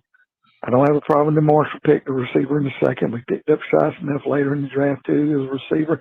So I think we've taken 2 receivers by committee that can take place of what Curtis Samuel had. I feel pretty confident in that. Terrence Marshall better. I like the Tommy Tremble pick, the fullback who can play tight end, and I think he's going to be a valuable asset, special teams, kind of football player. And then I think we'll fall in love with the guy. I'm just wondering if we couldn't have got him in the 4th round where that's what the 4-man we got the running back Hubbard. You're the only one who didn't love. Not that that's a bad pick if we utilize it right. Really? I just don't have much playing time he'll get. But if we wouldn't have taken Tremble with the 3rd round pick, Wyatt Davis, the offensive guard, was sitting right there. And even 10 picks later, I've been pounding the table for Ben Cleveland and Quinn Miners. Miners was there. We could have been an elite guard. Now, Deontay Brown might be slow, but he's a big man to move. I really love the fact I think we can win with the guards because we got the guy from Grambling State, David Moore, who can play guard or center. Overall, even taking the long snapper and just some of the picks we got, bringing in a punter to compete with Charlton. The only thing I have is picking the 2nd defensive tackle in the 7th round. There's some free safeties on the board. I would really like to take in Paris Ford, Trill Williams. That's the one position we didn't address, other than quarterback, and they didn't bother me. But I really wish we would have drafted a safety. But all in all, guys, I give this draft an A-, a B+ at worst. All right, man, that's a good call right there. And the question about Tremble really isn't just about him. It's about where and Wyatt Davis on the back end. Yeah, Wyatt Davis is the reason. A lot of people around the league loved the Tremble pick, said that was our best value pick was to get Tremble. But I do agree with maybe you could have took a free safety in the 7th round instead of Phil Hoskins. But what everybody forgets is, remember when we signed Justin Burris and how much Matt Rule raved about Justin Burris, I think he really, really likes Justin Burris to be the free safety. Yeah. And Justin Burris showed something. And even when he was talking on WFNZ, I don't know if y'all listen, he was hyping up Justin Burris on there too, along with Sam Franklin, as some of those guys that he just likes, is why he didn't address safety. I'll be interested to see how that backfield works with like how they're going to use Chin in his second year. Are they going to exclusively use him as a safety? I hope they don't try to keep him at linebacker. I just don't know if that's the answer, but who knows? Is that I'd like to see him He'll more. be mostly strong, maybe some big nickel.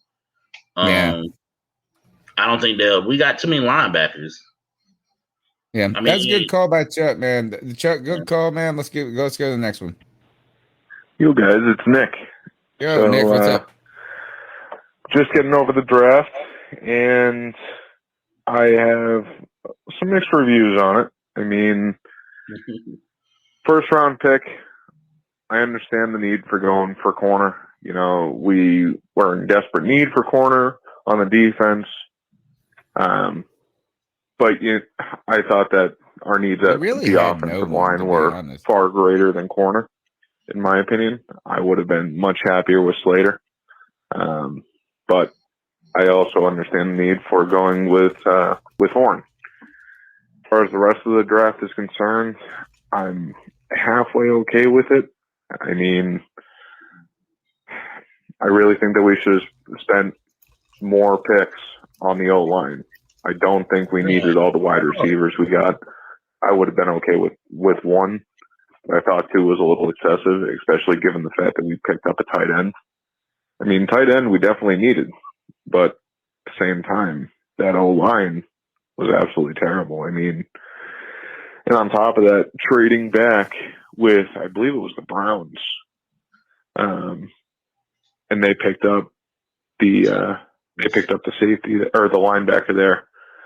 The one that I know Cody was pretty high on. I'm kind of disappointed in that aspect too. I get the fact that we needed to make up for all the picks we gave up for Sam Darnold, but at the same time, I feel like we missed on a lot of good players that were available.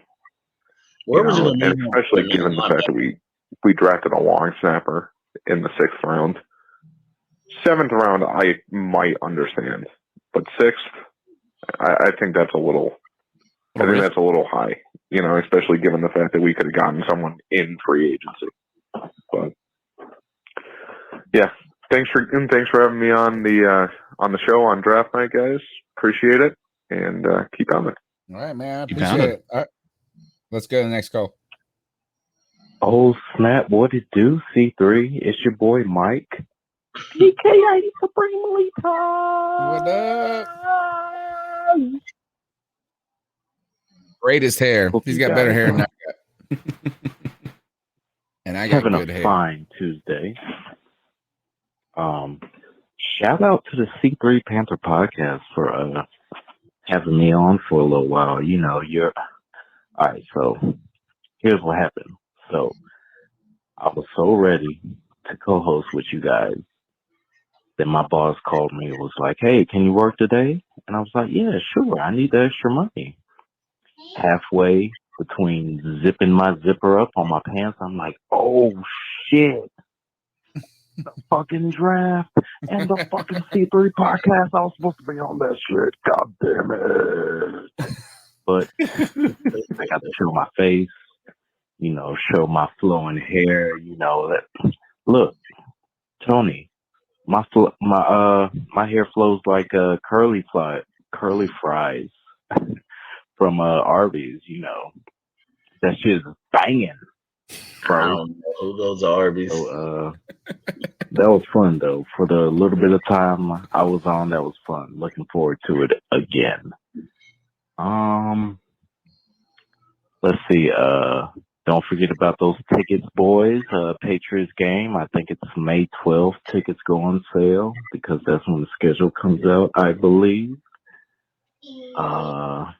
loving the draft. There wasn't no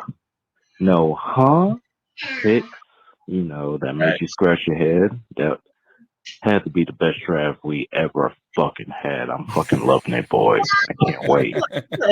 I love the optimism. Here's one thing to think about that I'm not sure we talked about. With the extra game that's coming this season, 17 games. Think about all the records that might be broken because it's hard enough to break a record in 16 games, but you give a motherfucker an extra game, then he's got an edge. So Kind of feels like cheap though. we might see a lot of records broken this year. They So asterisk by all the records that get broken.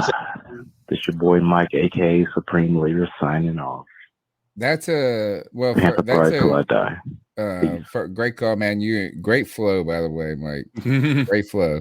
Isn't that what the old hats say about like when they used to only play like what 15, 12 games? Man, like OJ did that mess. Yeah.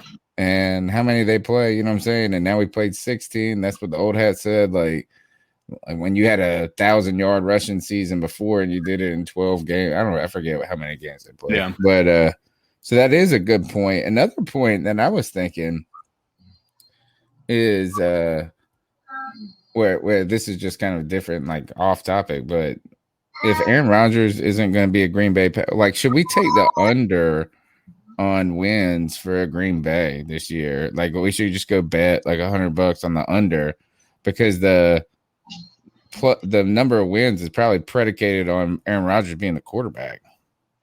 I say take that money and put it on J.C. Horn winning defensive rookie of the year. Whatever, really? Because the odds, I think somebody said was like it's like 1,000 plus 1,000 or something like that. It was 1,400. Was it? Yeah, it was a lot. I remember it was a lot. I don't know if they're betting stuff. I just know somebody told me. I guess if you bet $1, you can win $100 with them kind of odds. Not bad, not bad. All right, let's go to the next call. Hey, Tony. Hey, Cody. Hey, Greg. Hey, CK. This is Chuck from Elizabeth City. Just think it's time that we look back at this draft, and one thing we got to do is we got to get up, take our hands out of our pockets, and give Mr. Scott Fitterer a big round of applause because he worked that draft. Seeing what Gettleman did in the draft, he had a lot of misses. And Honey, I think, was better than Gettleman, but my God, he had some bonehead moves himself. Fitterer did a really nice job. Like I said earlier on the last call, he had a couple of issues I think he could have addressed, answering the offensive line earlier, or maybe, drafting a free safety. But overall, man, he grabbed positions, backup running backs, long snappers, fullback, punters, and free agency as far as undrafted free agencies, and 2 receivers, 2 corners, 2 guards, a left tackle, hopefully. But, I mean, really, Fitterer deserves a big round of applause. It's so refreshing to finally have a GM that knows what he's doing and knows how to work magic. Well, let's just say this is for Scott Fitterer being new to being a GM, right? Is that's not the worst the draft could have gone. No. Right? We addressed need. We accumulated picks. We got some high talent players, and we didn't fall for, I guess, bait. I guess is, what I'm saying? Like is that you could say that us passing on Fields, like maybe that was like the easy candy to go after or something like that. And then on top of that, is that his offseason by adding Hassan Reddick, right? Like he's done some things in this offseason too that really helped his team. So if this is him just getting his feet wet at being a GM, that's a good sign. Strong draft, but a decent, a decent. This is a good. I kind of feel like it's the same way with Matt Rhule's first season as a coach. Is that we didn't see any red flags from the coaching perspective, and that's a good sign on your first day on the job. Is that if you want them to get everything right every time, it's a farce. It's a unrealistic view of the world. But Only if red you're not flag walking I would around say and saying Rhule they had didn't was look over their heads. only red flag I would say Rhule had is that he sort of let Teddy punk him at times, but Don't say that too loud. Half the internet's gonna blow up about how Teddy didn't get enough. I think this is I'm and if it turns out to be the case, I like that the staff at least admitted they got it wrong with Teddy. I Rather think than that dragging what it out. everybody said about bringing him back another year because of the money and this and that is that I think that that's kind of like I need to prove to you this wasn't a bad idea. Sometimes you just gotta say I screwed up. Like you come home to your girlfriend and you baby say, "Baby, I screwed up." And but trying to make something work and work and work is almost worse. Yeah. And it's All gonna right, leave a next call. nasty taste in your mouth if you drag out Teddy for another year and he looks the same way. And that's why there's a lot of pressure on Sam Darnold too, as well, or on the Sam Darnold work. And is this, and I do believe this is that you know what is that their decision to move on from Cam was one thing. A second decision is to acquire Teddy at what they did. Right, we know this is that the Teddy thing didn't work out because they paid him to leave. Yeah. If they mess up again, that's Rule's not two. fired though. The people who No, I keep don't think he's getting saying fired, but this is where if the Sam Darnold sets us back, it's going to be problematic. You know what I'm saying? Like it's going to be like, damn, we got it wrong twice. but then you And would you just just don't draft want it a to set quarterback. you back. Is that we had the opportunity to get Fields, and you know what? Is if Sam Darnold works out, this is going to be great. But if he doesn't, you still take somebody next year. Yeah, there's got to be somebody good though, and you got to be at the right spot though. You know? Yeah. So, all right, next call.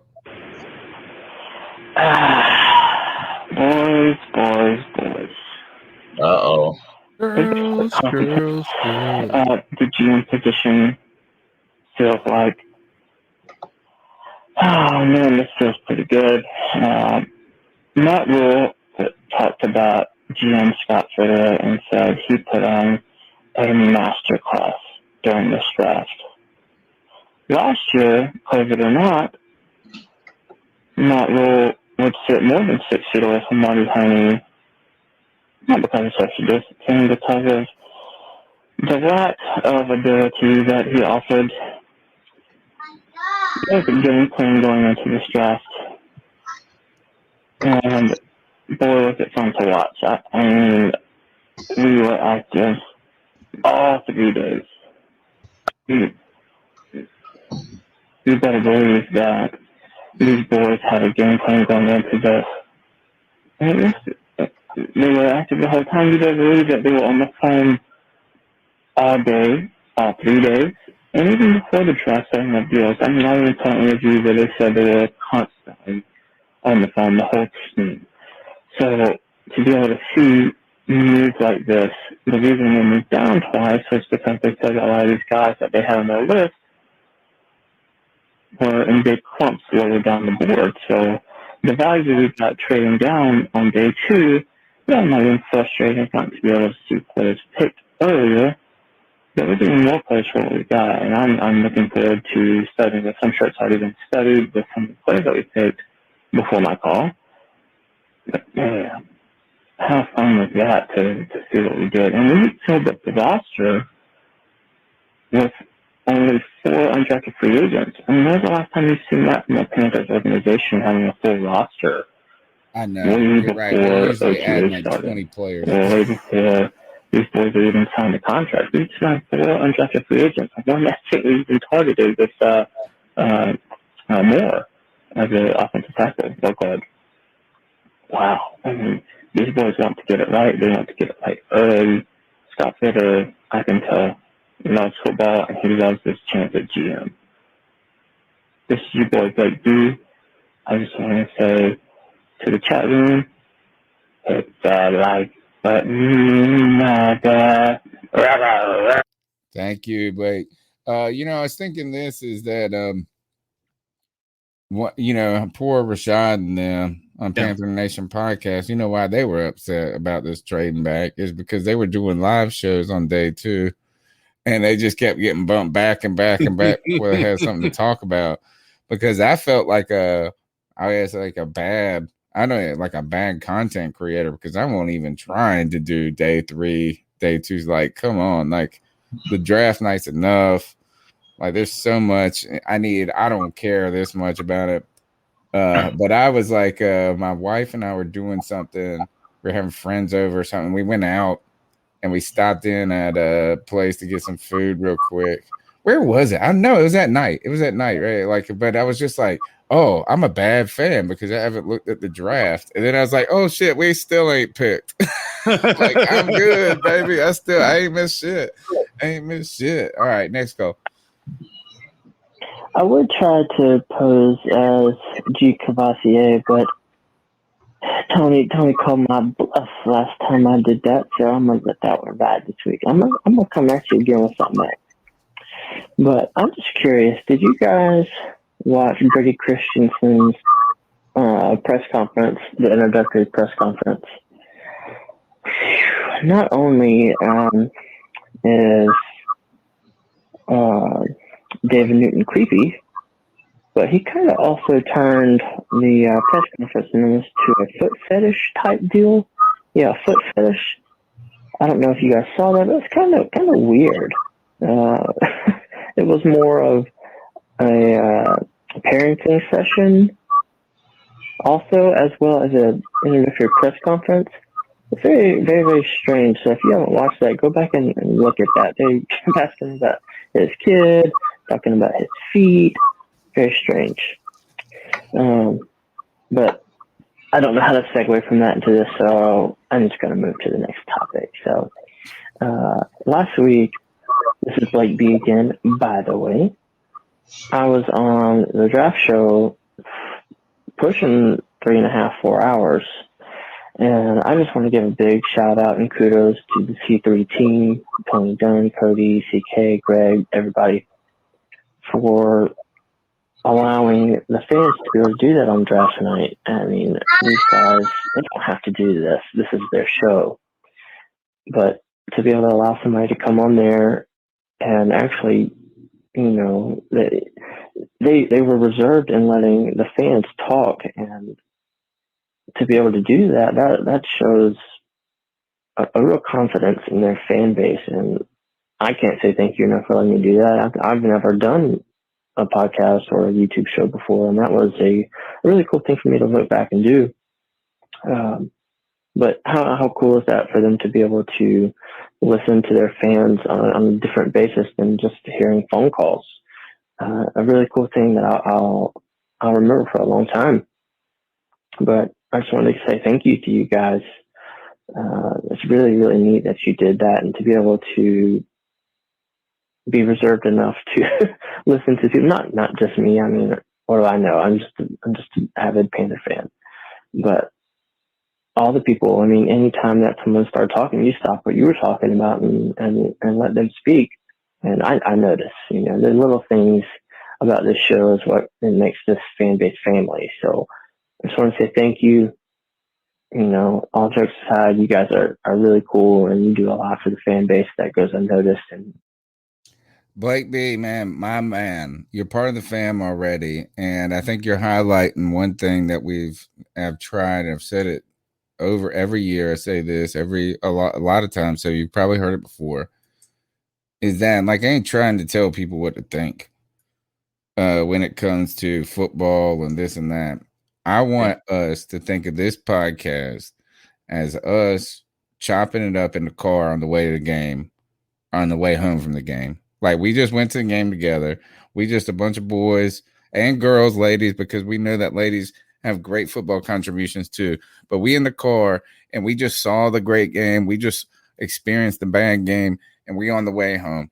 We just, you know, because look, is that, and this is actually the one thing I'm trying to, I don't argue as much on the internet anymore, but I feel like a lot of, and maybe I don't like the draft stuff because I feel like it's a lot of got you Yeah. takes. Like, it's like, oh, you should have done this. I told you I was right. It was you should have done this. And then like 2 years later, somebody's like, oh, I told you I was right. Like this and that. I don't know what to think. I just know this is I'm gonna be cheering for this team.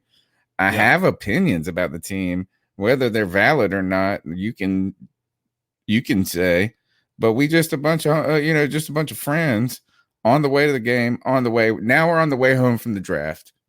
That's it. We're on the way home from the draft, talking about the draft. And Blake B did a great job. Come back anytime, bro. Open invitation to the C3 Panthers podcast. That's what I wanted to be about. And you know what? T Money's been part of it the whole time. T Money, man, me and T Money been doing this from the beginning. How about that? That's why I be having to, even though he my dog, I be having to put Cody in his place now. You did kind of hand Cody the keys, but I was around way before Cody, dog. Oh, no. You've always been that. You know what? You've had a lot going on over the past couple of years, though. So we got like this. And again, like T Money always, you know what? T Money comes on whenever I need him, anytime. And you got an open invitation as well. Yes, sir. Period. I don't be playing when I say you my brother, man. Thank you, man. We've had so much fun going back. And T Buddy used to make so much fun. He'd be like, Tony, chill out.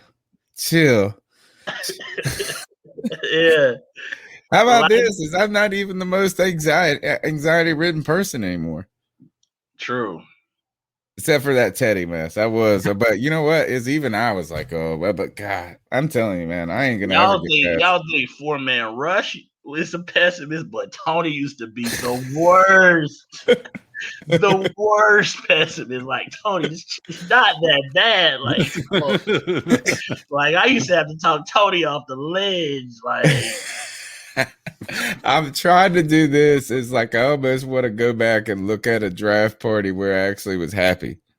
Yeah. All right, next call. Whoa! Carolina in the motherfucker. Bear was in. And boy, QT0 over here from California, man. I just got to call in and say what's happening. What's up with Pat Coltrane? Even though I remember I forgot the name of this motherfucking podcast in your show earlier. I just had to put you on blast. I'm got to fuck with you. What's up with unnecessary bluntness? What's up with PN to the motherfucking Pizzy? You see me? We had a great draft. I gotta say, I don't know if I can give it an A yet.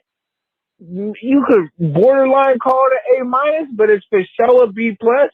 Because we just got Sam Darnold for the F.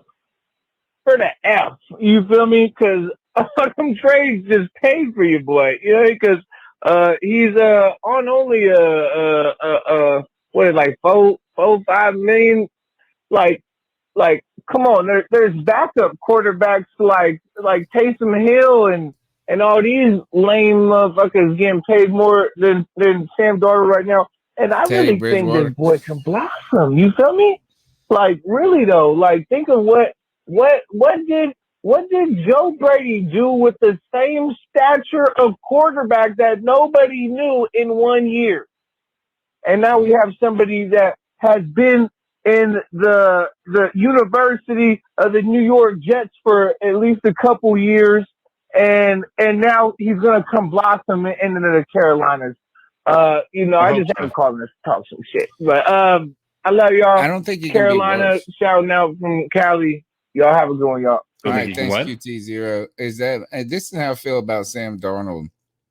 Is I don't think that you can say that it's not all coaching. It's like maybe we're overblowing the toxic environment, but putting him on a better squad in a better environment with better coaches, he can't get worse.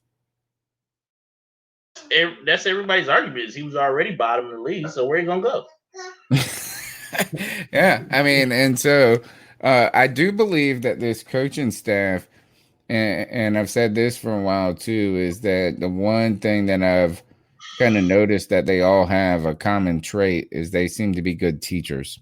Mm-hmm. Is that they and that's a gift. Is being a teacher is it's not always natural for someone to be a presenter or to be a teacher. They say those who can't teach, but teaching itself is not just something that everyone is really great at.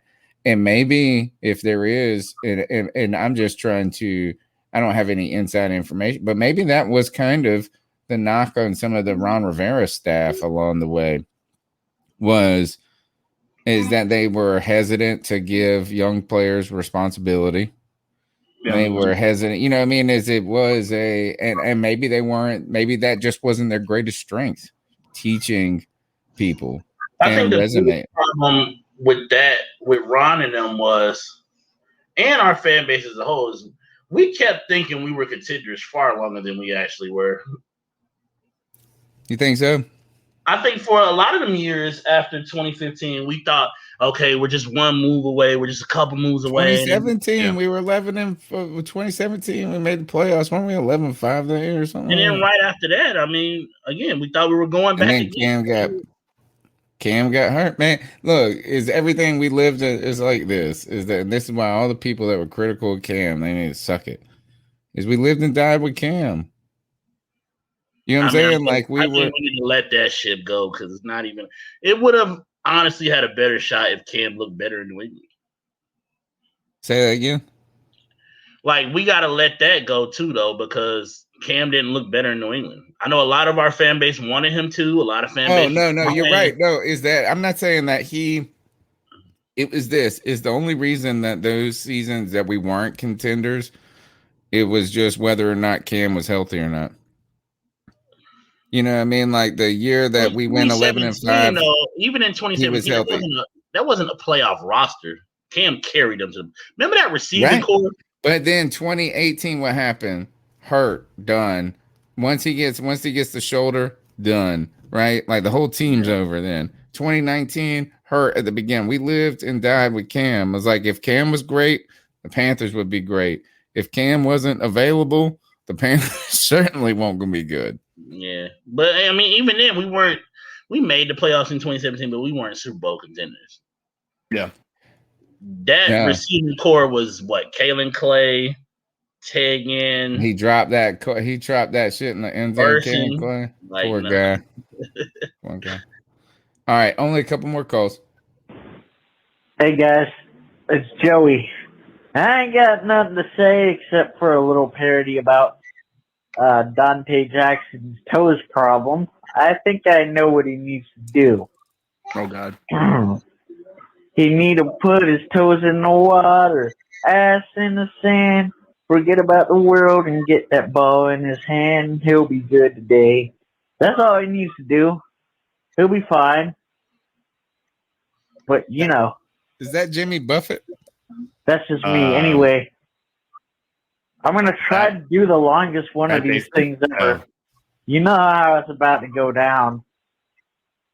Not like Mother Nature in full Karen mode today, but anyway.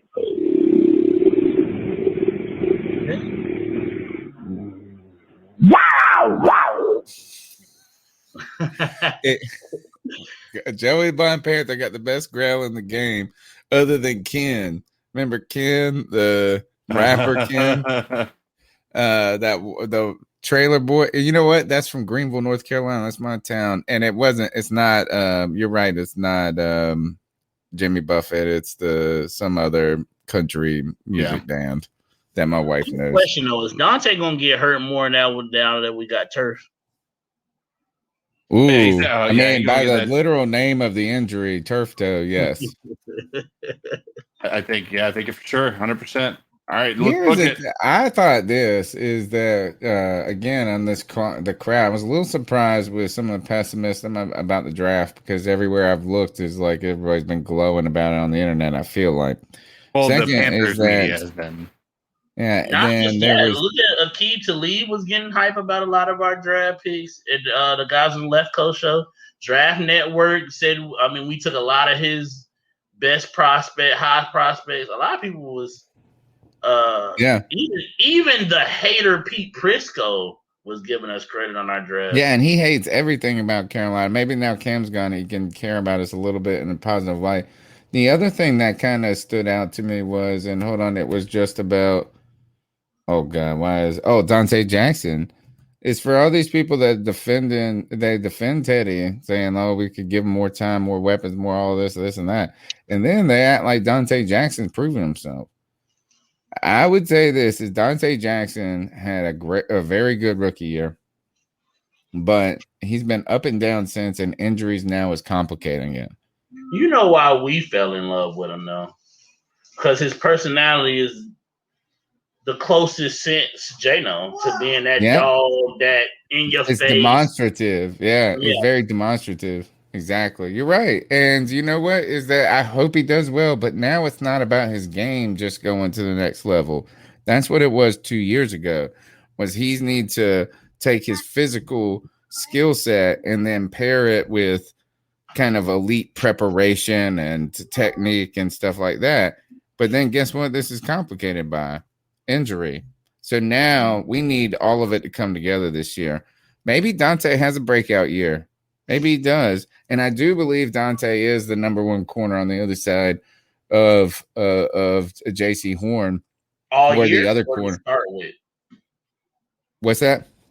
All year or to start with? I think it has to be all year. Really? You don't think AJ Bouye has an opportunity? I'm worried about first the PED pop. Once you get a PED pop, that means you're trying to come back from something you can't come back to no more. I'm worried that like he's living off of The Jalen Ramsey like year. his name. Yeah, it's like his name with Jacksonville and Houston for a minute, and that we just we know we've heard his name, we've heard it in the Pro Bowl, and we want him to be good. Now, I'm not saying he's going to be bad, And but even he right wasn't now, the man. Jalen Ramsey was. what's that? Oh, yeah, but he did make a Pro Bowl or something like that. Yeah, that was the year. Yeah, but I mean, you got to keep in mind he wasn't guarding the number one wide receivers either and everything. But I mean, I think I don't there's think an it was a opportunity. bad pick. I'm just not ready. Look, I remember that year. God, this is going back. And T Money, you might be able to help me remember these names. I cannot remember these two dudes' names. We got this was might have been like the first year with 2012. We got a safety from Atlanta and we got a corner from San Diego. Antoine Payson and yes, you got it. Who was a safety? It was, and he, poor guy, would come on the radio. No, not Godfrey. It was like, God, it had a kind of like a smooth name, like Sway or Swain or something like it was. God, what was it? The channel on my it's like McLeod or McCood. Something. Thomas Deku. Thomas Deku. Yep. Yeah, Deku. Is that this? Is remember I was excited. I was like, oh, we needed some secondary help. We got these, and I've heard these people's names before, and they both sucked. They played good for like the first like 3-4 games, and they just fell off really fast. Yeah, and that's what I'm worried that AJ. That's why I got like I need to see it to believe it. That's where I put the AJ Bouye pick in. Thomas Deku. If I need to go back through my video, but I made a highlight video on the secondary that year too. I just knew they were going to be. I knew they were going to be. I guess my stance on it is it's pretty much what everybody else is thinking. Is Sam Darnold really that bad, or was it the Jets organization that was making him look bad? Maybe there were some O-line troubles. Maybe he didn't have weapons. How much are we pinning this on Darnold himself, and how much are we pinning this on Jets? I guess we'll see in a little bit. I don't know where my expectations are. I don't know if he can be an elite quarterback, but we'll see.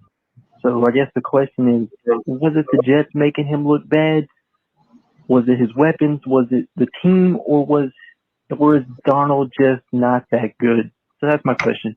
Thanks. Let's find out. All right, man. That is the biggest thing with all these offseason moves is Sam Darnold has no excuse.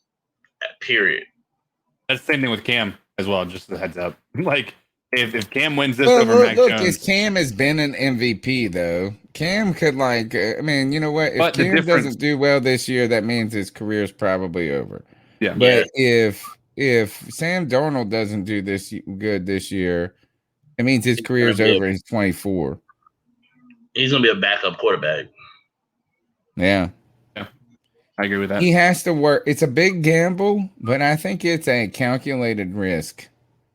Like, I mean, I think this is that I am not upset with it. And I know that people go, oh, that's your Teddy hate or this and that. Is that I think we're going to put him in a better I still don't situation. understand that though. With the giving to Teddy, Teddy's physical limitations is not going to change. I could give Thank Teddy you. 20 Thank you. seconds with no pass rush, and if he tries to throw it 50 yards down the field, the receiver is still going to have to slow down or come back and get the ball. Yeah, like 20 yards. And this is the other thing is that I appreciate the people that study this very carefully.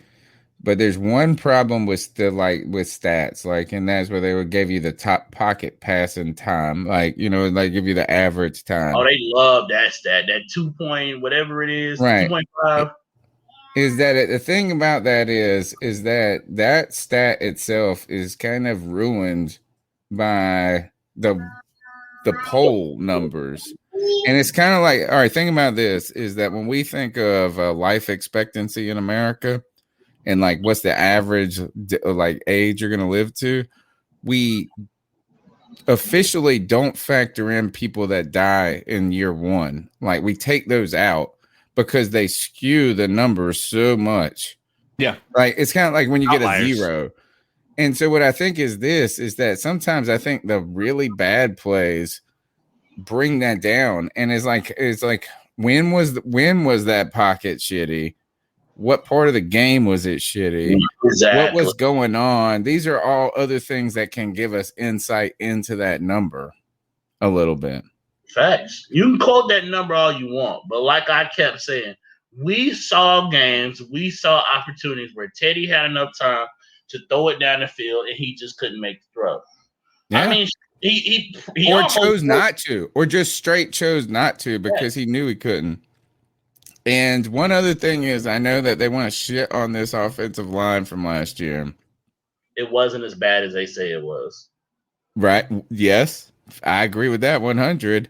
And it was way better than many of the lines that we've trotted out over the past years. You know what I'm saying? Like, I'm not saying that I want to like. We had no defensive tackles playing offensive linemen, so it's an upgrade from the Nate Taylor line.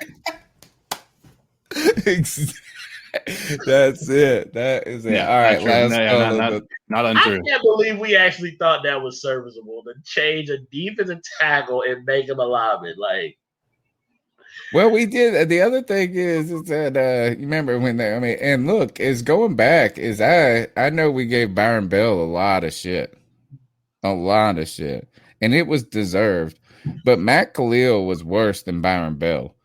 He was He was Byron worse. Bell remember Byron Bell couldn't pick which hand he wanted to block with. He thought he was going to be a good left tackle just because he was left-handed. No, that was what Dave Gettleman told us. They were like left-handed people. He's on the left side and he's left-handed, so it's strong arm. And we're like, oh, that sounds good. And then boy, he's sucking. You sucked at right tackle. He was like, yeah, let's give him a shot at left tackle. He was a guard, man. Byron Bell was. Look, I don't even feel like I hate people like Byron Bell was playing above his skis. Like he was out from his skin. Like he was asked to do something that he shouldn't have been done. Asked to do. Yeah, Irvin, if we start him at left tackle. I promise you that I think that's the plan, bro. I think that's the plan. I think Brady gonna be starting early. Okay. All right. Last call of the night. Hey guys, it's Sweet Double J. I just got back from playing cards at a friend's house tonight. Man, I was so happy to see you guys still live tonight. I don't know if I'll get this call on or not, but oh boy, I'm so glad that we didn't pick up Justin Fields. Oh Lord! Really like what Rhule said today about kind of building the whole team, because truly, if you think about it, if you build a core of a team, then what a better way to witness the Walker Wonder with PJ, the Walker Wonder. Walker. Hashtag WTWW. I did it right that time, y'all. Anyway, I'm just saying, I'm actually in. I'm in for Sam Darnold. I'm pretty happy about him, but looking forward to a preseason. I really think that's what we were missing. Hell, I mean, we might even see something out of Will Greer in the preseason. Who knows? I think so. But I am looking forward to They are witnessing hyping some him up Walker on these Wonder. vids, bro. So, He keep be pounding, y'all. spitting it in them workout vids, though, for real, for real. How funny would it be if he won the starting job? Like immediately, I think everybody in the Carolinas would say, "Fire Matt Rhule." Immediately, even though he hasn't gotten a fair shake. Well, people wanted Will Greer cut 2 years ago. I know. Oh, trust me, I've been talking Troy about Pride it the entire too. time. Cut him. We'll have it just be funny who they choose to have patience with and who they choose not to. Like, oh my That's God, the truth, and that is it's almost it's a collective sentiment about who we choose to have patience with and who's not. That's a good point. The funny thing about it too is like let's be honest, like PJ Walker, as much as we wanted to, praise him for his he had a worse game than Will Greer's first game. It was just that we won. That was it. That was the only difference. Yeah, he threw some touchdowns in that first game. It was second game. But he threw three. But it wasn't even that PJ was playing that good. It's just that it looked different than Teddy Bridgewater because PJ got a deep ball. Yeah. And so that made me chub. It was so missing. It was so to the point even I could. I mean, it was awful. Teddy Bridgewater can't throw it past the sticks.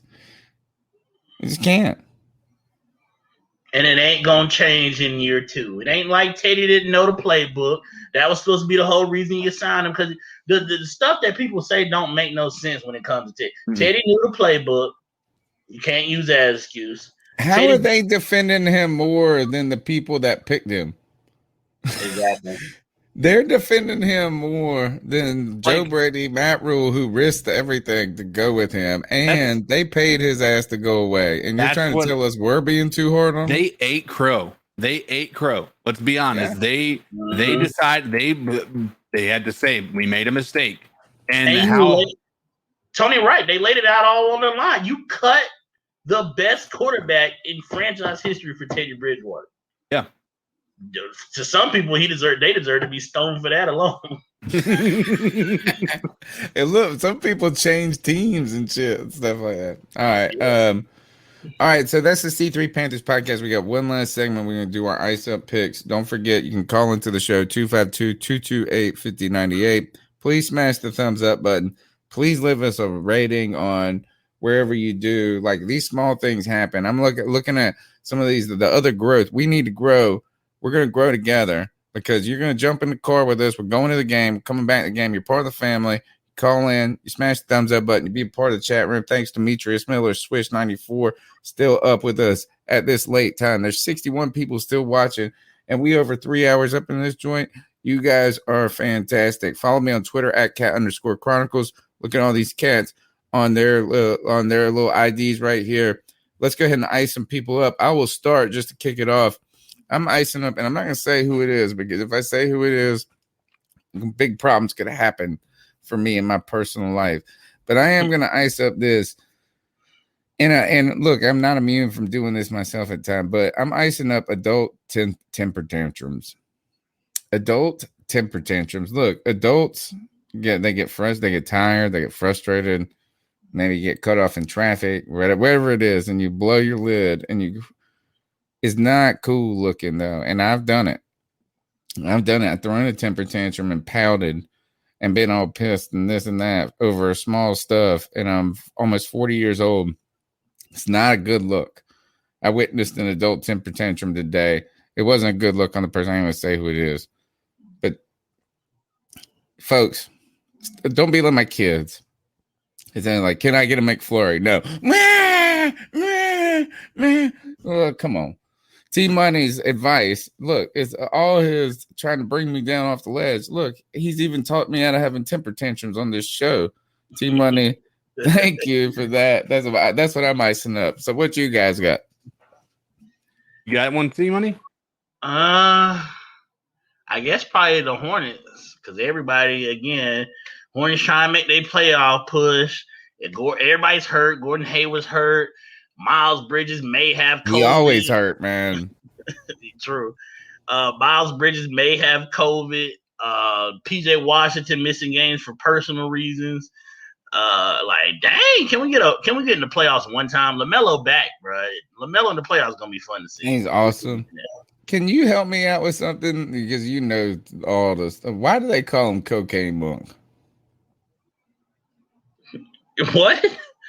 There are people on Twitter that call him like cocaine, like I don't know if he plays Scatterbrain Monk or what, Malik Monk.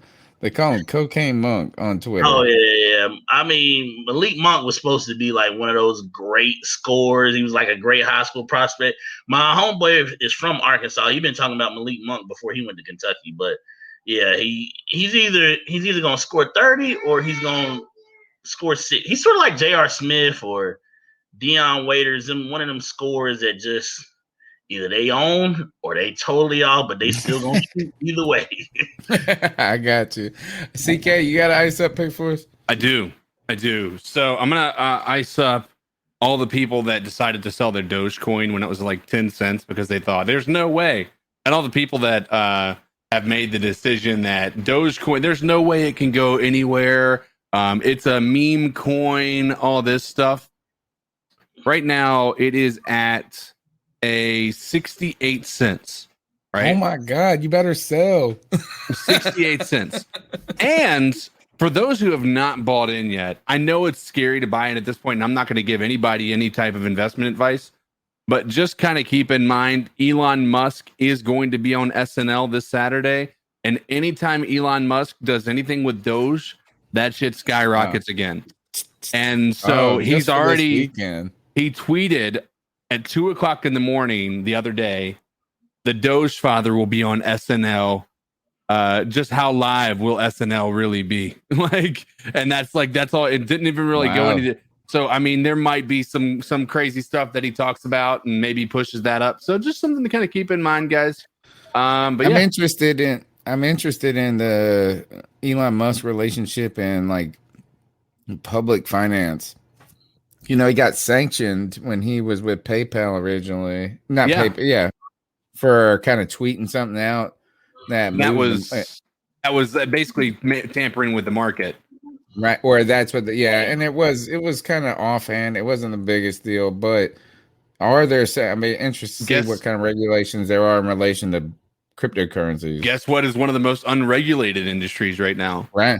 Yeah, cryptocurrency. Exactly. So interesting. I mean, they're probably going to take a look and see how these things have impacted, how he's manipulated the market with just a simple tweet from time to time. But he's going to have a defense. Like, he's tweeted before and the market's done nothing, right? So he can't even put that all on him. And he's just a commentator, man. Yeah. Like, he's not interesting. All right, man. How can they follow your work? Well, where can they get after your gaming and shit? You can find me on Facebook.g or FB.gg or Facebook Gaming, either way, under Cody Allen. And you can obviously find me everywhere else. TikTok, I have a couple of really cool, funny TikToks up. One's really funny about me getting scared to death in a horror game. So if you guys are interested in seeing me jump like a little bitch, go check it out. All right. T-Money 1993. How can they find you? Straight facts, bro. How can they find you? Well, first of all, that just reminded me to unfollow Russell O'Cool because you're not even on the team anymore. So I'm tired of seeing your Bitcoin tweets. Wrong. He said, teach your kids about Bitcoin. That's what he said the other day. Yeah, you're not on the team anymore. I don't need to see those. But you can find me on YouTube. You can find me on YouTube, Mr. T Money 1993. You can find me on Facebook, Mr. T Money 1993 Gaming. I've been doing a lot of NCAA football, playing the old NCAA 14. So you can find me on there. Twitter, Mr. T Money 1993. Everybody know I'm always around. I might not have blew up because I'm a bad procrastinator. I disappear, however you want to say it. I don't be consistent. We'll say that. But I'm always down to talk Panther football. All right, man. We appreciate you coming on tonight, man. My man, we've been doing this since 2013. You and I have been doing this together since 2013. You might be inconsistent, but you've been consistent with the C3 Panthers podcast. I appreciate every time you come on, your takes, your insight, man, and your time tonight. My name's Tony Dunn. They call me the professor. You can follow me on Twitter at @cat_chronicles. Look, just be a part of the show. That's it. And we'll be back next Tuesday, and hopefully we'll start doing some. Maybe we get these 4-man rush guys to give us some damn video breakdowns of all this mess they be seeing. That's what I want to see. Is like, why does this guy suck so much? We need to see it. But we might as well partner them up with Cody and let them do film breakdowns. I'm gonna do it. I'm gonna get them together, and then I'm gonna walk away and go have a beer. All right, man. We'll see you guys next Tuesday night, man. Keep pounding.